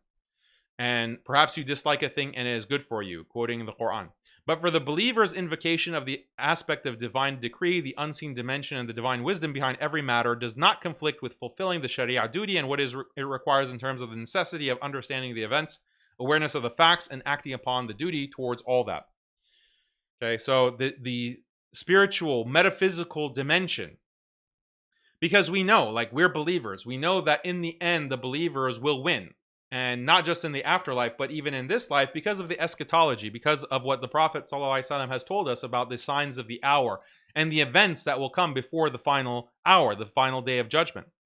And we know that all of the big events are going to be happening in this arena, in the Middle East. Or what we're seeing now with Iran and the US and the Gulf and the occupied Palestine territories and the Zionist entity, all of that, is that connected to the final hour, the final stages, the domino effects falling? We don't know. We don't know, but we can't know that it's not connected. If it is connected, or regardless, we have to do the right thing. We have to support the right thing. We have to have the correct orientation spiritually. And if we don't, then we're going to be the losers. We're going to be the losers in this day, in this life, and in the hereafter. So that's what the scholars are saying in this statement. Okay, thirdly, condemnation and rejection of the aggression. What America and its ally, the Zionist entity state, have carried out in terms of bombing cities, sites, military, and civilian targets that began in Iran, and we don't know where it will end, is the clearest and most evident form of aggression and tyranny that characterizes their policy towards Islam and Muslims. And it is a policy that casts behind its back all heavenly laws, earthly values, human ethics, international laws, and human conventions that they boast of adhering to and speaking about. And the least of the duty in this regard is to condemn this aggression and reject this criminality. This is what the sectarians and the Wahhabis won't do, by the way. They won't condemn the aggression from the Zionists. Why? The excuse that they have is, oh, because it's Shia. And so what? Like, so what if they're Shia? So what if it were just a non-Muslim state? So what? You can still condemn the aggression, can't you? Shouldn't you? If you actually are opposed to Zionism. But clearly you're not. You're a closeted Zionist. And while we recognize the reality of the Iranian regime's project and what it has committed in the lands of Sunni Muslims, at the same time, we see that targeting Iran by the Crusader Zionist alliance is an external targeting of a country from the lands of the Muslims that has its sanctity and importance, regardless of the regime that governs it. Okay, very important to understand. Like, even if the government, even if you say, oh, the government is all kafir, blah, blah, blah. They're all kafir, corrupt. Okay, well, what about the people? What about those little girls in that girls' school? Are they also corrupt kuffar that you want to see extinguished, that you want to see snuffed out? What about an entire country of Muslims? 10% is Sunni, by the way. 10 to 15%. And just as we reject and condemn the Crusader Zionist aggression on Iran, we strongly reject the targeting of the Arab Gulf states by Iran, even if Iran focused its targeting on the depths of the occupied entity. It would be a fulfillment of repelling the aggression and a healing for the believers' hearts. America deliberately places military bases in the Gulf countries to provoke Iran into striking these bases, so that those countries retaliate against Iran, igniting war between the region's countries in a way that serves the enemy's interests. Divide and conquer, the Yanon plan. And this is one of the dangers of the presence of these foreign forces in the region. Okay, who gave fatwa that these bases can be in the regions in the first place, in the Middle East in the first place, in Saudi and the Gulf in the first place? Who gave the fatwa? The Wahhabis. And scholars and preachers of the Ummah warned against this when those forces first came to the lands of the Muslims. Yeah, the non-Wahhabis, they warned against it. Fourthly, the sanctity of participating in this war. Any support or assistance for this unjust war in any form whatsoever at any level of levels is considered participation in it and in achieving its criminal objectives against Islam and its people. It's ironic that the Western military bases present in the region, which were established under the pretext of securing them, are the ones whose presence today causes the bombing to which the capitals of the region's countries are subjected. So they're saying clearly, you can't support the Zionist side, okay? So those, who say that there is no clear side to support in this, you're wrong. You're wrong Islamically, and this statement is reiterating that. Fifthly, the duty of the time. It's regrettable that these devastating wars whose sparks fly in the lands of the Muslims are a struggle for control of the region by those with different projects in the complete absence of any true Islamic project, and this miserable situation requires from the people of knowledge and action, those zealous for the religion, bearers of the call, and those with opinions to work on. A, returning the ummah to its religion, establishing the religion, ruling by the sharia, and taking the means of strength, and the path to that necessarily requires achieving unity and solidarity and renouncing the causes of division and conflict. Okay, we have to overcome sectarianism. We have to achieve unity, solidarity, and return to the sharia. Who is the one who is telling you this every single show, pretty much? Who is the one who is emphasizing that the entire mission of Muslim Skeptic, the entire purpose of my dawah has been spreading these two messages? Returning to the sharia of Allah, rejecting liberalization, rejecting secularization, rejecting feminism. Okay, that's prong number one. Prong number two, we need pan-Islamic unity. We need collaboration. We need khilafah. We need establishment of the sharia. Who's the one who's been telling you this? Who's been telling you this for years? Okay, and most intensely over the past 2 years. Okay, so these scholars, this is what they're also reiterating. This is the duty of the time. The duty of the time. So those people who say that Daniel goes against the scholars, Daniel doesn't know what he's talking about, Daniel is just making stuff up. Judge for yourself. The evidence is right here in front of your eyes. And the matter is even more obligatory upon the elite and the leaders of the ummah. Yeah, the leaders of the ummah. Who are they? Who are they? The necessity of resorting to Allah, where the need and necessity is affirmed to resort to Allah Almighty through repentance and seeking forgiveness, remembrance and supplication to relieve distresses, avert harms, dispel worries, uncover griefs, and clinging to the book and the sunnah, patience upon the truth, and steadfastness upon the religion. Okay? Personal piety, spirituality, returning to Allah, asking for forgiveness for our manifest sins, manifold and manifest sins.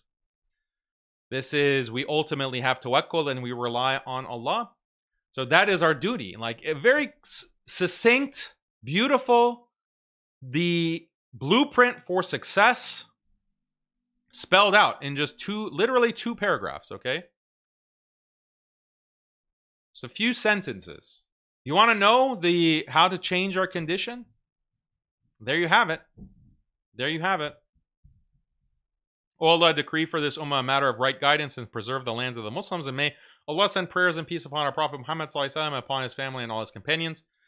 And then the signatories, the Mufti General of Libya, Sheikh Sadiq, Sheikh Diddu, Hassan Diddu, who is Mauritanian, but a major respected scholar, Sheikh Hassan Katani, who I interviewed. It was released just a couple of weeks ago. You can watch it, and he made the same call. So he's actually the third on the signatory list. And many others, okay? Many others. Let's see. Trying to see if Azhar signed on to this. Yeah, a lot of major scholars here.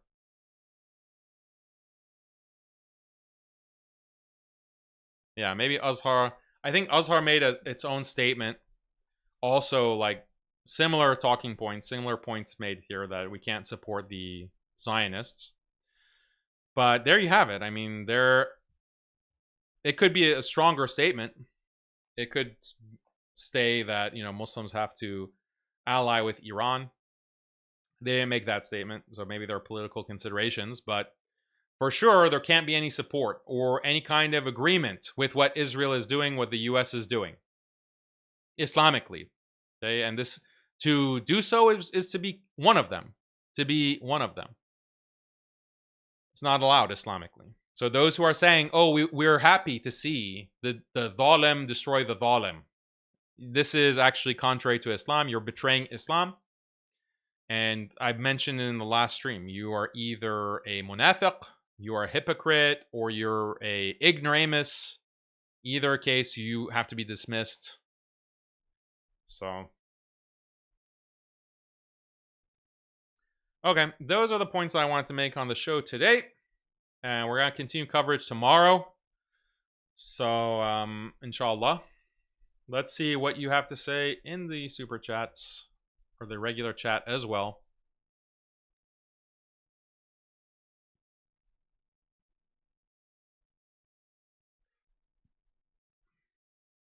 Muhammad Qasim says, meds come in many colors. Tate, an example, just say anything to keep others calm. Because that's their income. Sad how some Wahhabis are ready to attack Uthman. Oh yeah, Uthman bin Farouk. Uthman bin Farouk also came out with this statement saying that we don't want war. We don't want war. He was speaking as an American. Okay, as Americans, we disagree with this war. We don't want this war. This is not in the interest of America. And that's a statement that I, as an American, can make. 80% of Americans have the same position. But the Wahhabis attacked him en masse. Rabbi Ferris made a statement. Shamsi or Shalomsi made a statement as well, denouncing Uthman bin Farouk. So everyone's showing their true colors, as you know, as the Palestinian resistance said that the Operation Aqsa flood would expose all the hypocrites. Real Salafia says, I'm Afghan, but for sake of consistency, we have to condemn Taliban for normalization with India, same as Saudi and Gulf for normalization with Israel. Yeah, I thought I was pretty clear on that. I said that this is wrong, that they shouldn't be doing this. But again, like, what is the larger context? And do we judge it the same as what Pakistan is doing? Clearly not. Muhammad Qasim says, Shamsi is coming with some BS. Literally all of them. He wants to be forever Wahhabi. Can you do a video on how Syria should act like Yemen more? Appreciate you. Syria... Yeah, I mean, it's shocking. Like, Syria has been completely bought out.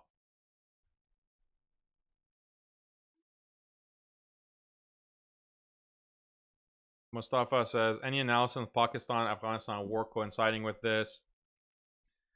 I could do a dedicated stream on that, but, you know, a lot of the facts are not clear yet, even with, you know, total amount of casualties, things of that nature.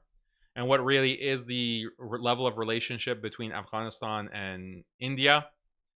So, and people are making mistakes. Like, they're speaking about it too hastily, and there's a lot of disinformation that's being pushed into social media, especially by Pakistan, by the Pakistani side. And as Afghanistan themselves make the distinction between Pakistan and their government, we have to make that distinction as well. Obviously, the Pakistani people are against bombing Afghanistan or supporting the US and Israel against Iran. So,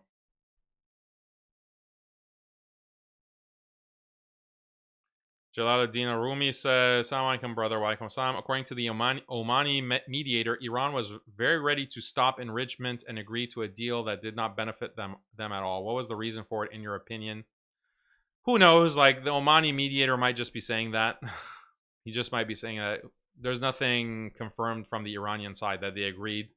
And even if Iran did make that agreement, I think it was just going to be like lip service. Like, they just wanted to buy more time to procrastinate and stall like the eventual attack.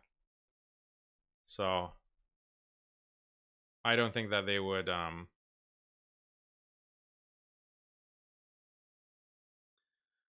Muhammad Sanwal says, heard of Sahil Adim from Pakistan. Hijab did a podcast with him. He doesn't let go of Compass of Imams and promotes Muslim Pan Alliance. Would love to see you both.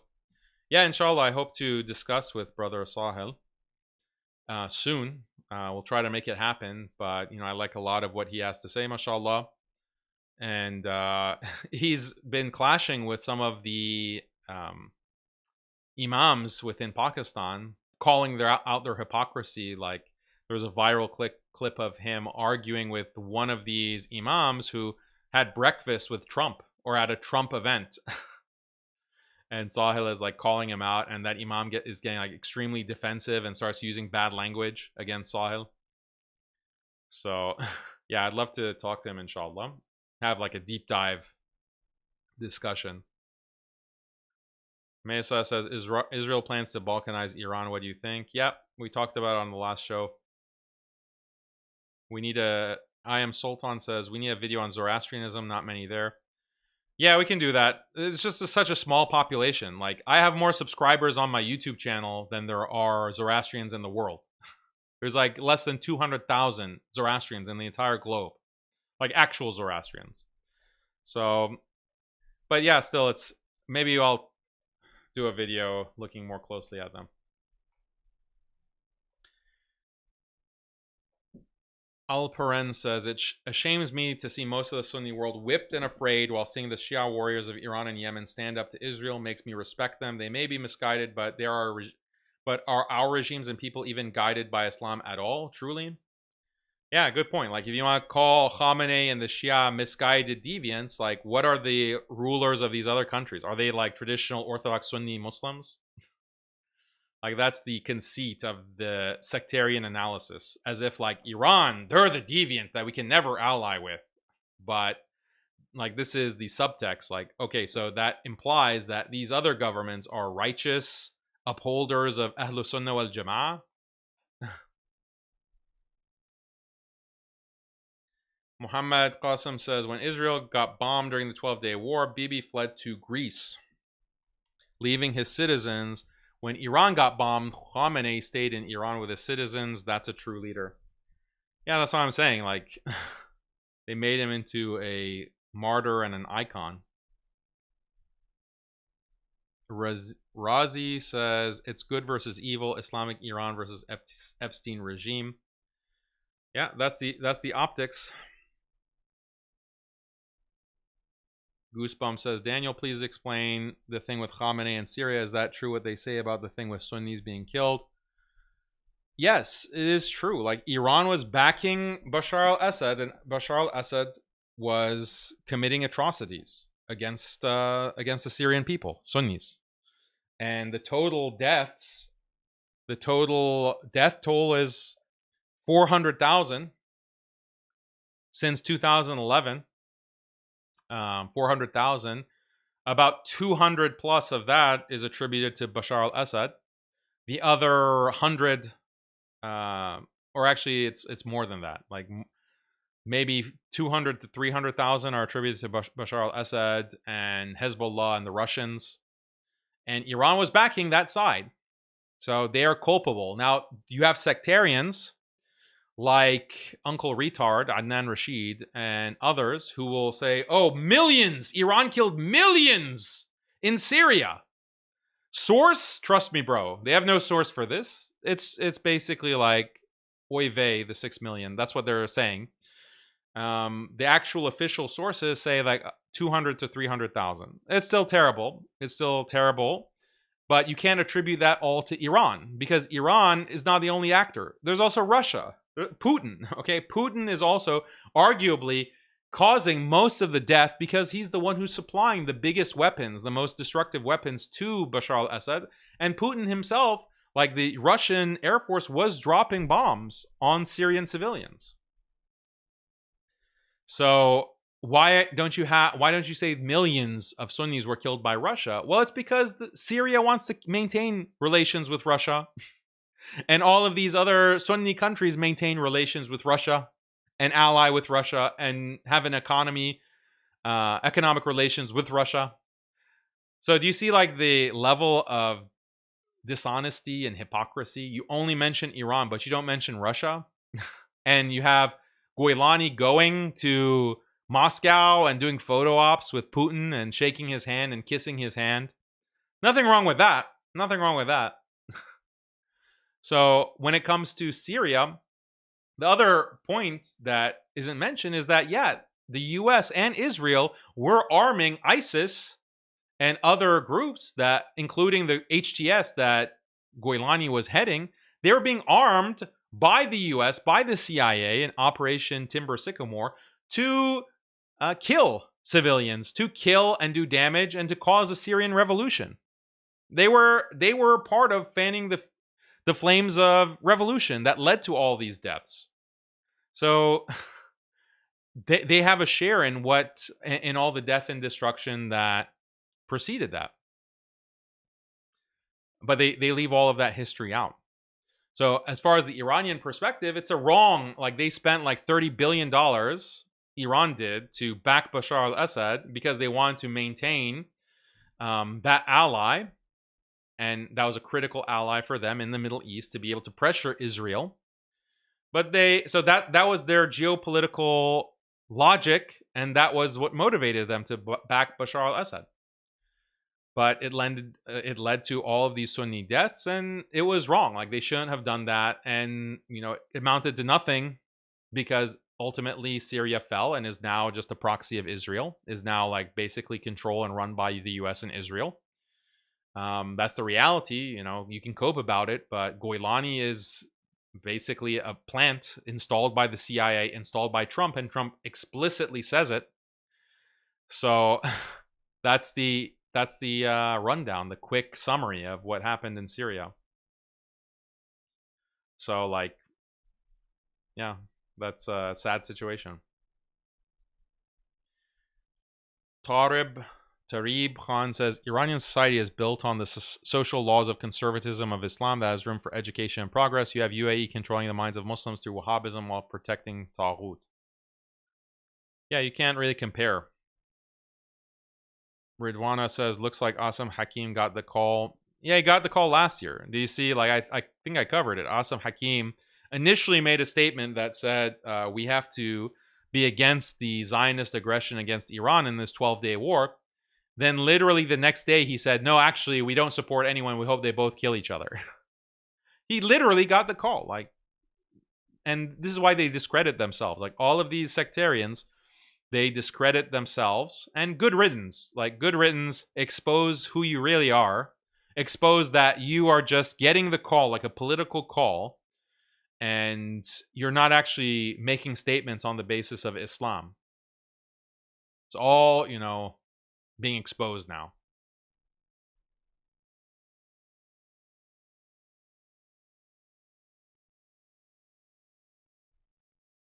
Real Salafia says, did TTP not attack Pakistan during Ramadan and hide in Afghanistan? I'm not aware of this. I'm not aware of a Ramadan attack. And that's what the Pakistani side claims. The Pakistani government claims that the TTP is being backed by the Taliban. The Taliban denies it.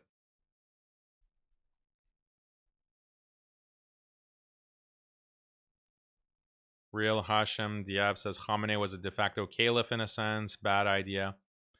I wouldn't go that far. Like, depends on what you mean by de facto and caliph. But yeah, we don't have any khilafah. Like, that's the problem.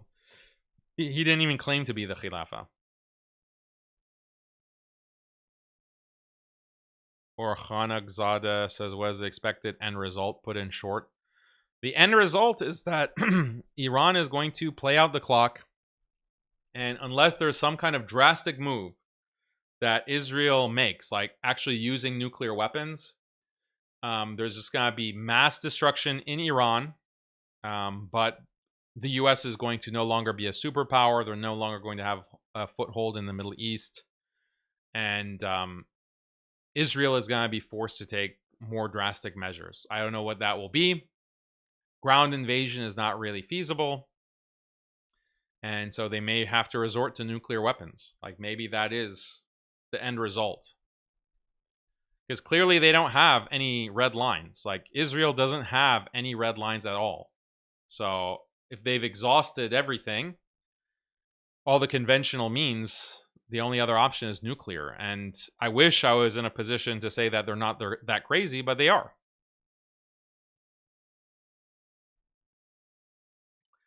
Tarab Khan says Pakistan has lost 4,500 soldiers, policemen, and suicide attacks, IEDs inside Pakistan in 4 years. Afghanistan is a graveyard of truth. The one who captured the famous Indian pilot also got martyred in a suicide attack. These are being attributed to Taliban, but Taliban denies it. Taliban denies any kind of military action against Pakistan, and they have for years. Whereas, there's a clear motivation for Pakistan to try to pin this on the Taliban because the U.S. is telling them to do that. The U.S. wants to pressure the Taliban, and Donald Trump explicitly said last year that Afghanistan better give us back Bagram. Bagram Air Base, we want it back. We built it when we occupied your country and murdered hundreds of thousands of your people after 2001, and now we want it back. Yeah, we fled, we ran away. But now we want the airbase back, and the Taliban better give it to us. And the Taliban obviously said, no, get lost, shove it. And then Donald Trump said, well, you're gonna pay for that. We're gonna make you pay the consequences for your refusal. And then lo and behold, months later, Pakistan is doing airstrikes on the Taliban.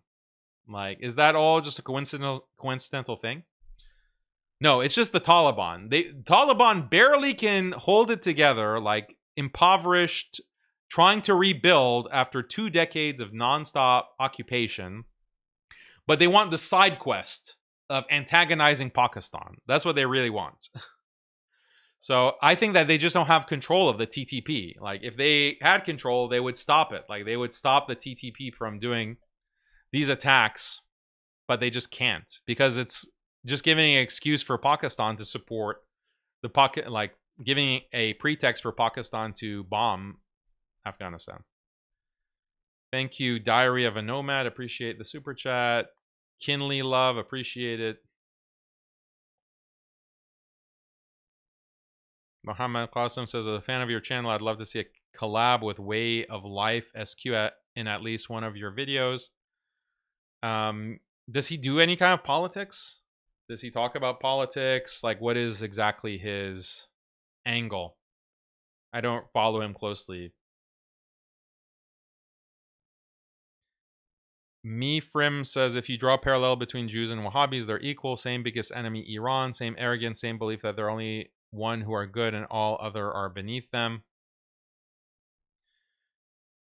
Kinley Love says, call out Arab hypocrisy on Iran or just pray. Is this about the scholarly statement? And says, Iran is fighting for all of humanity. I am an Ahmadi and was heartbroken about Ayatollah's murder. May Allah have mercy on his soul and may Iran be victorious. Yeah, if you're Ahmadi, you need to become a Muslim. You need to reject Mirza Ghulam Ahmad as the final prophet. Reject Qadianism, reject Ahmadism, become a Muslim. But appreciate the super chat. Real Hashem says, nothing advanced unity like this. Alhamdulillah. True. Commander Safeguard says, I'm a Sunni from Pakistan, but this Ramadan has made me a sushi. Sunni Shia hybrid.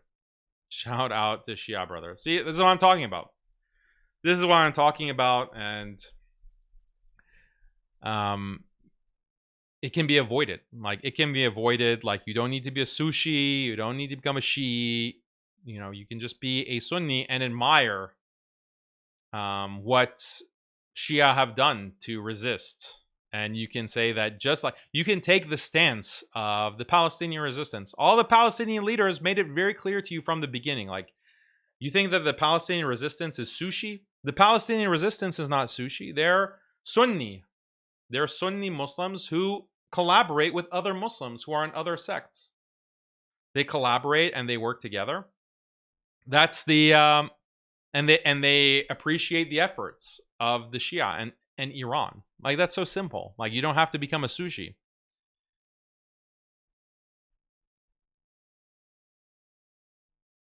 The sectarians are actually, by denying this possibility for any kind of appreciation, they're driving more Sunnis to become Shia. Real Hashim says, or Hashem, as a Syrian, I'm honestly shocked at and ashamed of the retardation of some of my people following these events. It is shocking.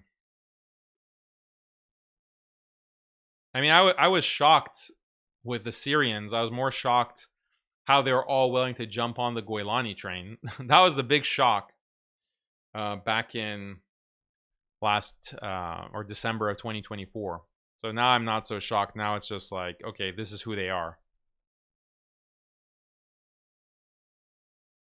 And then you have some of these losers like Shu'un Islamiyah. His name, Mustafa Sharqawi, is that his name? Like this Wahhabi loser who's saying like, oh, it's fine, you know, if people don't want to support Iran, if people want Iran to be destroyed, it's fine because they have emotions. Like they saw so much atrocities happening in Syria. So it's fine. You know, it's fine to actually be happy with Iran getting obliterated. This idiot. So how is it fine? Like this is not Islamically acceptable. Okay, this is not Islamically acceptable, especially given the stakes that if Iran falls, then who's going to be next? The entire Middle East is going to go. The entire Middle East is going to be under Greater Israel. As the U.S. ambassador to Israel, Mike Huckabee, said explicitly, Israel can take it all. They can take it all. Those are the infamous words. So that all that requires is for Iran to fall, and then they'll have that. So you're not acting in the interest. Like if you're emotional, you shouldn't be in any decision-making power. You shouldn't even be like expressing yourself online because you're emotional. You're like an emotional little girl, and you can't get past those emotions to actually abide by Islamic principles. The Islamic principles say that you cannot be in favor of a kafir force to eliminate or attack a Muslim country. Even if you don't like the government, even if the government is a bloodthirsty government, you cannot be in favor of an invasion of that country. It's a Muslim country. We just read the fatwa. So these retard Wahhabis, sectarians like Shu'un Islamiyah, okay, it's mainly an Arabic channel. Shu'un Islamiyah, for the past 2 years, has been saying that actually Iran and Israel are in cahoots. They're working together. It's a conspiracy. They're actually helping each other. It's actually just a show. They're just launching fireworks at each other. That's been his line for the past 2 years. That's the level of sectarian brain rot that we're dealing with. And he has a channel with over 1 million followers. And he spews this kind of nonsense. And the guy's just a video editor. I don't know why he thinks he's so brilliant, like he can actually comment on these issues. He's not a religious scholar. He's not like an educated political analyst. He's a video editor. And now he thinks like he is some kind of sheikh commentator who's putting out all this trash. And unfortunately, because he's good at video editing, he's able to put out a lot of content and cater to the algorithm by just putting out slop. Yeah, he's like a really bad offender.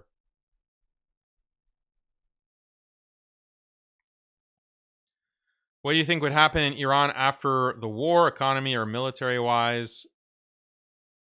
It's going to be in shambles. Like, it's going to be massive destruction. Economy as well, but they'll get help. Like, they'll get help from China.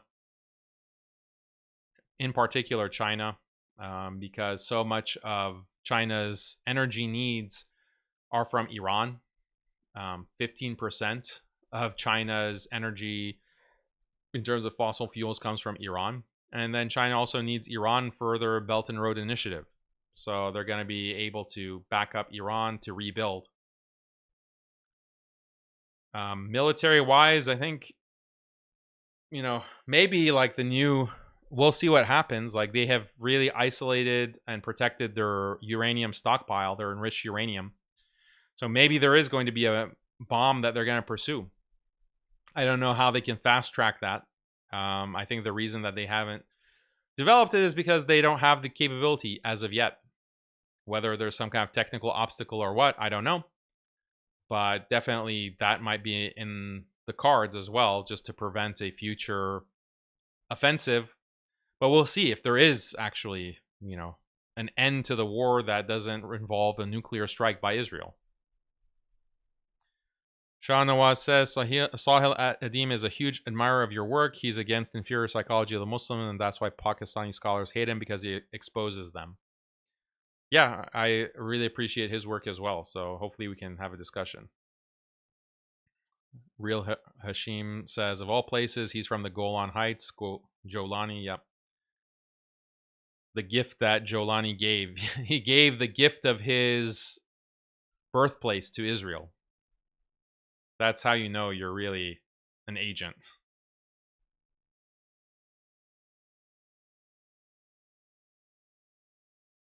Dragonix, this war just exposed them more. Daniel, you've been consistent so far and everyone attacked you. You should make an official apology statement. From Iraq, long live the resistance. No place for sectarianism. For sectarians. Appreciate it, bro. Thanks for saying that. Cairo Law says, the courage of the Palestinians is part of the reason I became Muslim years ago. I can't blame anyone who sees Iran in the same way today.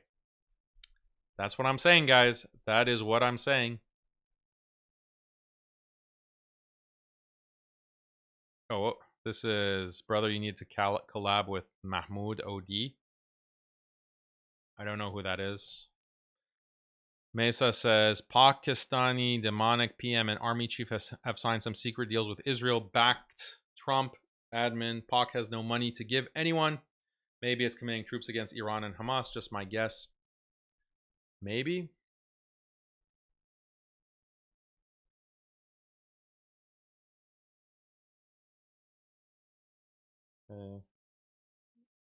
You missed my previous super chat.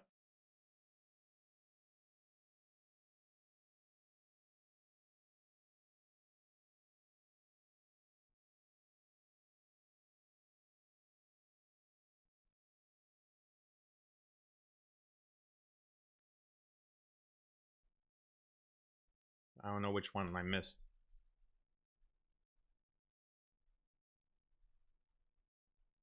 I thought I read it. Didn't I read this? What's the end result? I don't see any others. Okay, so let me look at the regular chat now.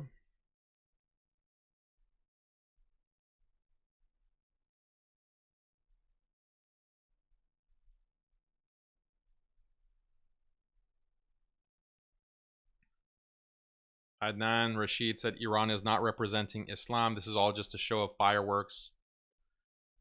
Yeah, I mean, everyone suspects that he's getting paid. Like, he's being paid as an agent. It's just fireworks. So the real defenders of Islam is the UAE. Is MBS and MBZ. They're the real vanguards of Islam, right? Adnan Rashid? This is a clown.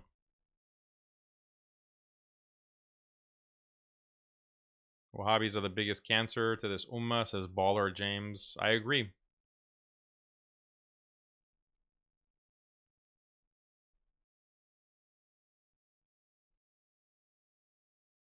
Stoned Monk. Does the hadith about the horn of Satan refer to the Wahhabis? Well, we can't say for sure, but the Prophet ﷺ did say that the horn of Satan would rise directly east of the of Medina, in the Najd, and that's right where Riyadh is. Riyadh, the capital of Saudi, is. So, and that's exactly where Ibn Abdul Wahhab is from. So, it's not difficult to draw that conclusion. Also, the UAE is like right in that line. Daniel, will Iran survive if no real army invades? Yeah, I think they will survive. That's why I think there might be nuclear weapons launched. I don't know. Why Iranian diaspora let down so much? You can't expect a lot from these libtards. Also, many of the Iranian diaspora are Jewish. They're like Jewish, but they're Iranian Jews.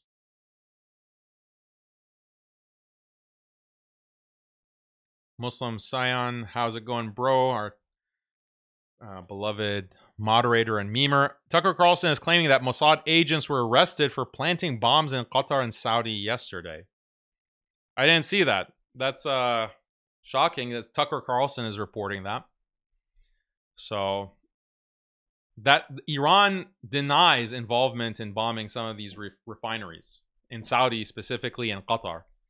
So I would not be surprised if Israel was trying to cause this situation, to cause a rift. Sar, the Shah Pahlavi, have your vote. Shout out to Muslim Boogeyman.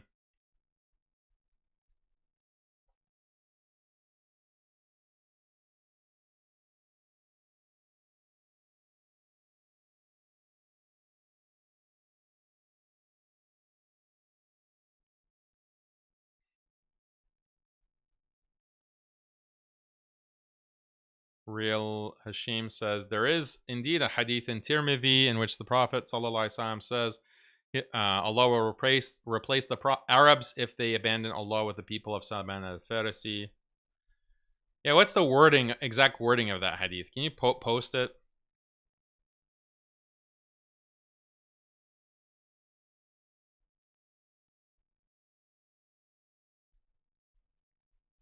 Trump is saying most of the Iranian leadership is gone, including Arafi. What do you think? Don't know. Can't confirm nor deny.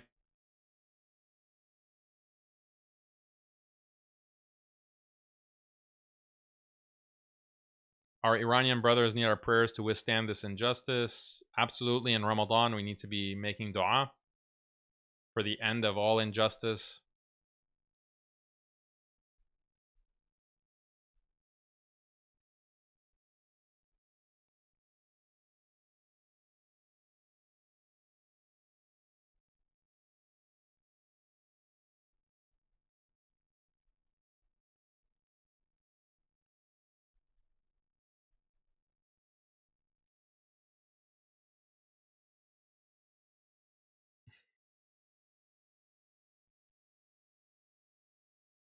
I'm not going to read that. That's a disrespectful super chat.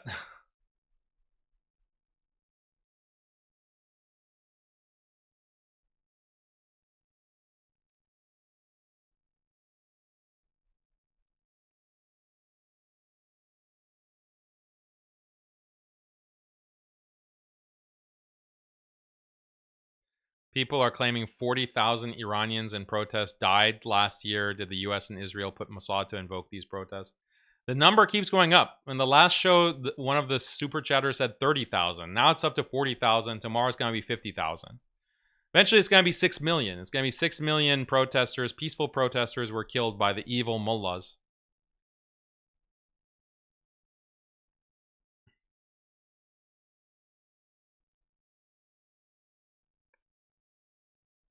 The Epstein Fury operation is covering for all the laws being passed in the US. True.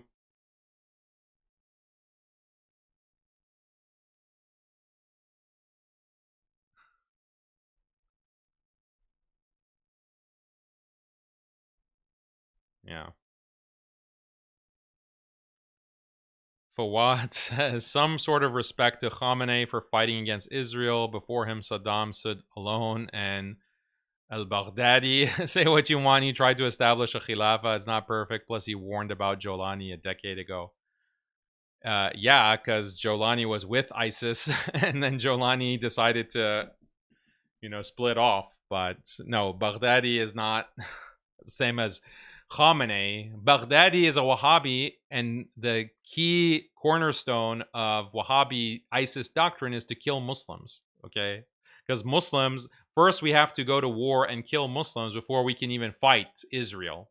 That's why there's not a single bullet that ISIS has directed towards Zionism, okay? So that's a disrespectful comparison.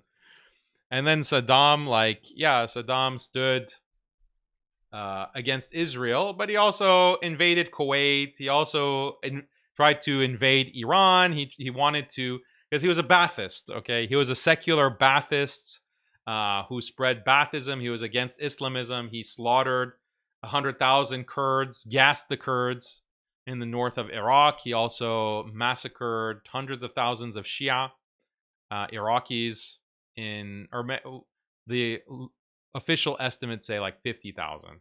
Okay, 50 to 100,000, but Shi'i Iraqis in the south of his country. So he's a bloodthirsty killer.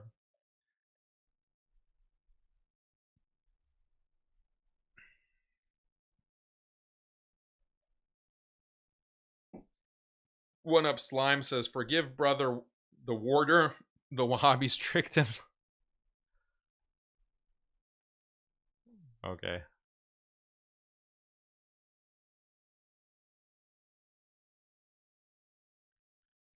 The Cool says, these GCC states are a disgrace. They have tarnished the image of Muslims, have tarnished the image of Sunnis, have tarnished the image of Arabs. Can't disagree there.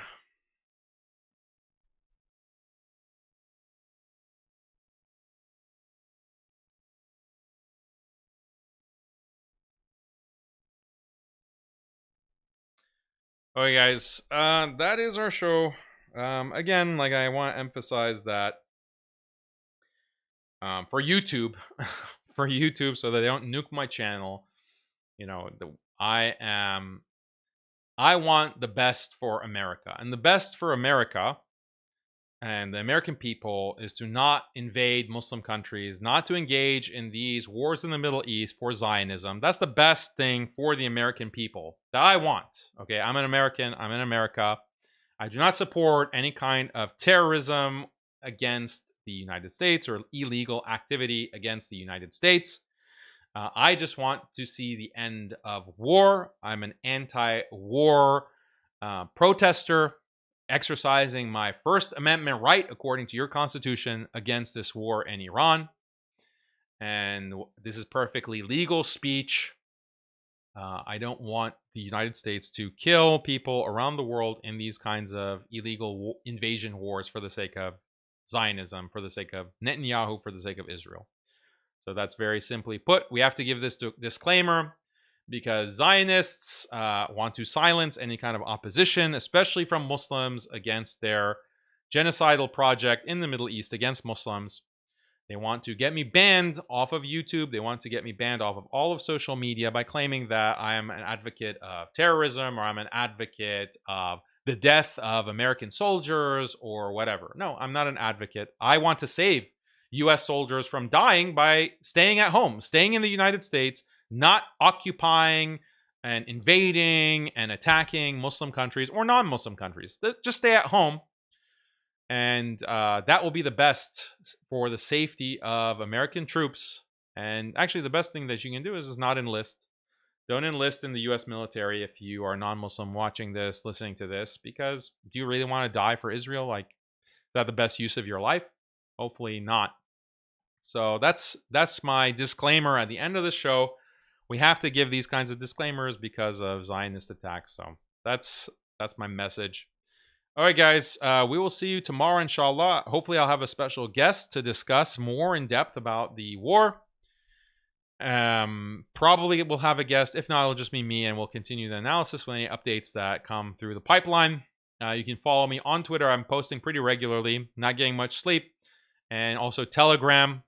Follow me there if I get banned on any of these social media platforms. Go to MuslimSkeptic.com as well. We have a great article published today by our brother Beria, analysis on Ayatollah Khamenei, his significance, his philosophy, the influence of Allama Iqbal on Khamenei. Didn't see that connection, did you? Well, Beria is on it. Beria has written this great article showing how Iqbal actually influenced and the concept of khudi or selfhood influenced Khamenei and Khamenei's outlook. So check out MuslimSkeptic.com. Read Beria's article on that. And we will see you, inshallah, on the next episode of Haqiqatjou. Assalamu alaikum wa rahmatullahi wa barakatuh.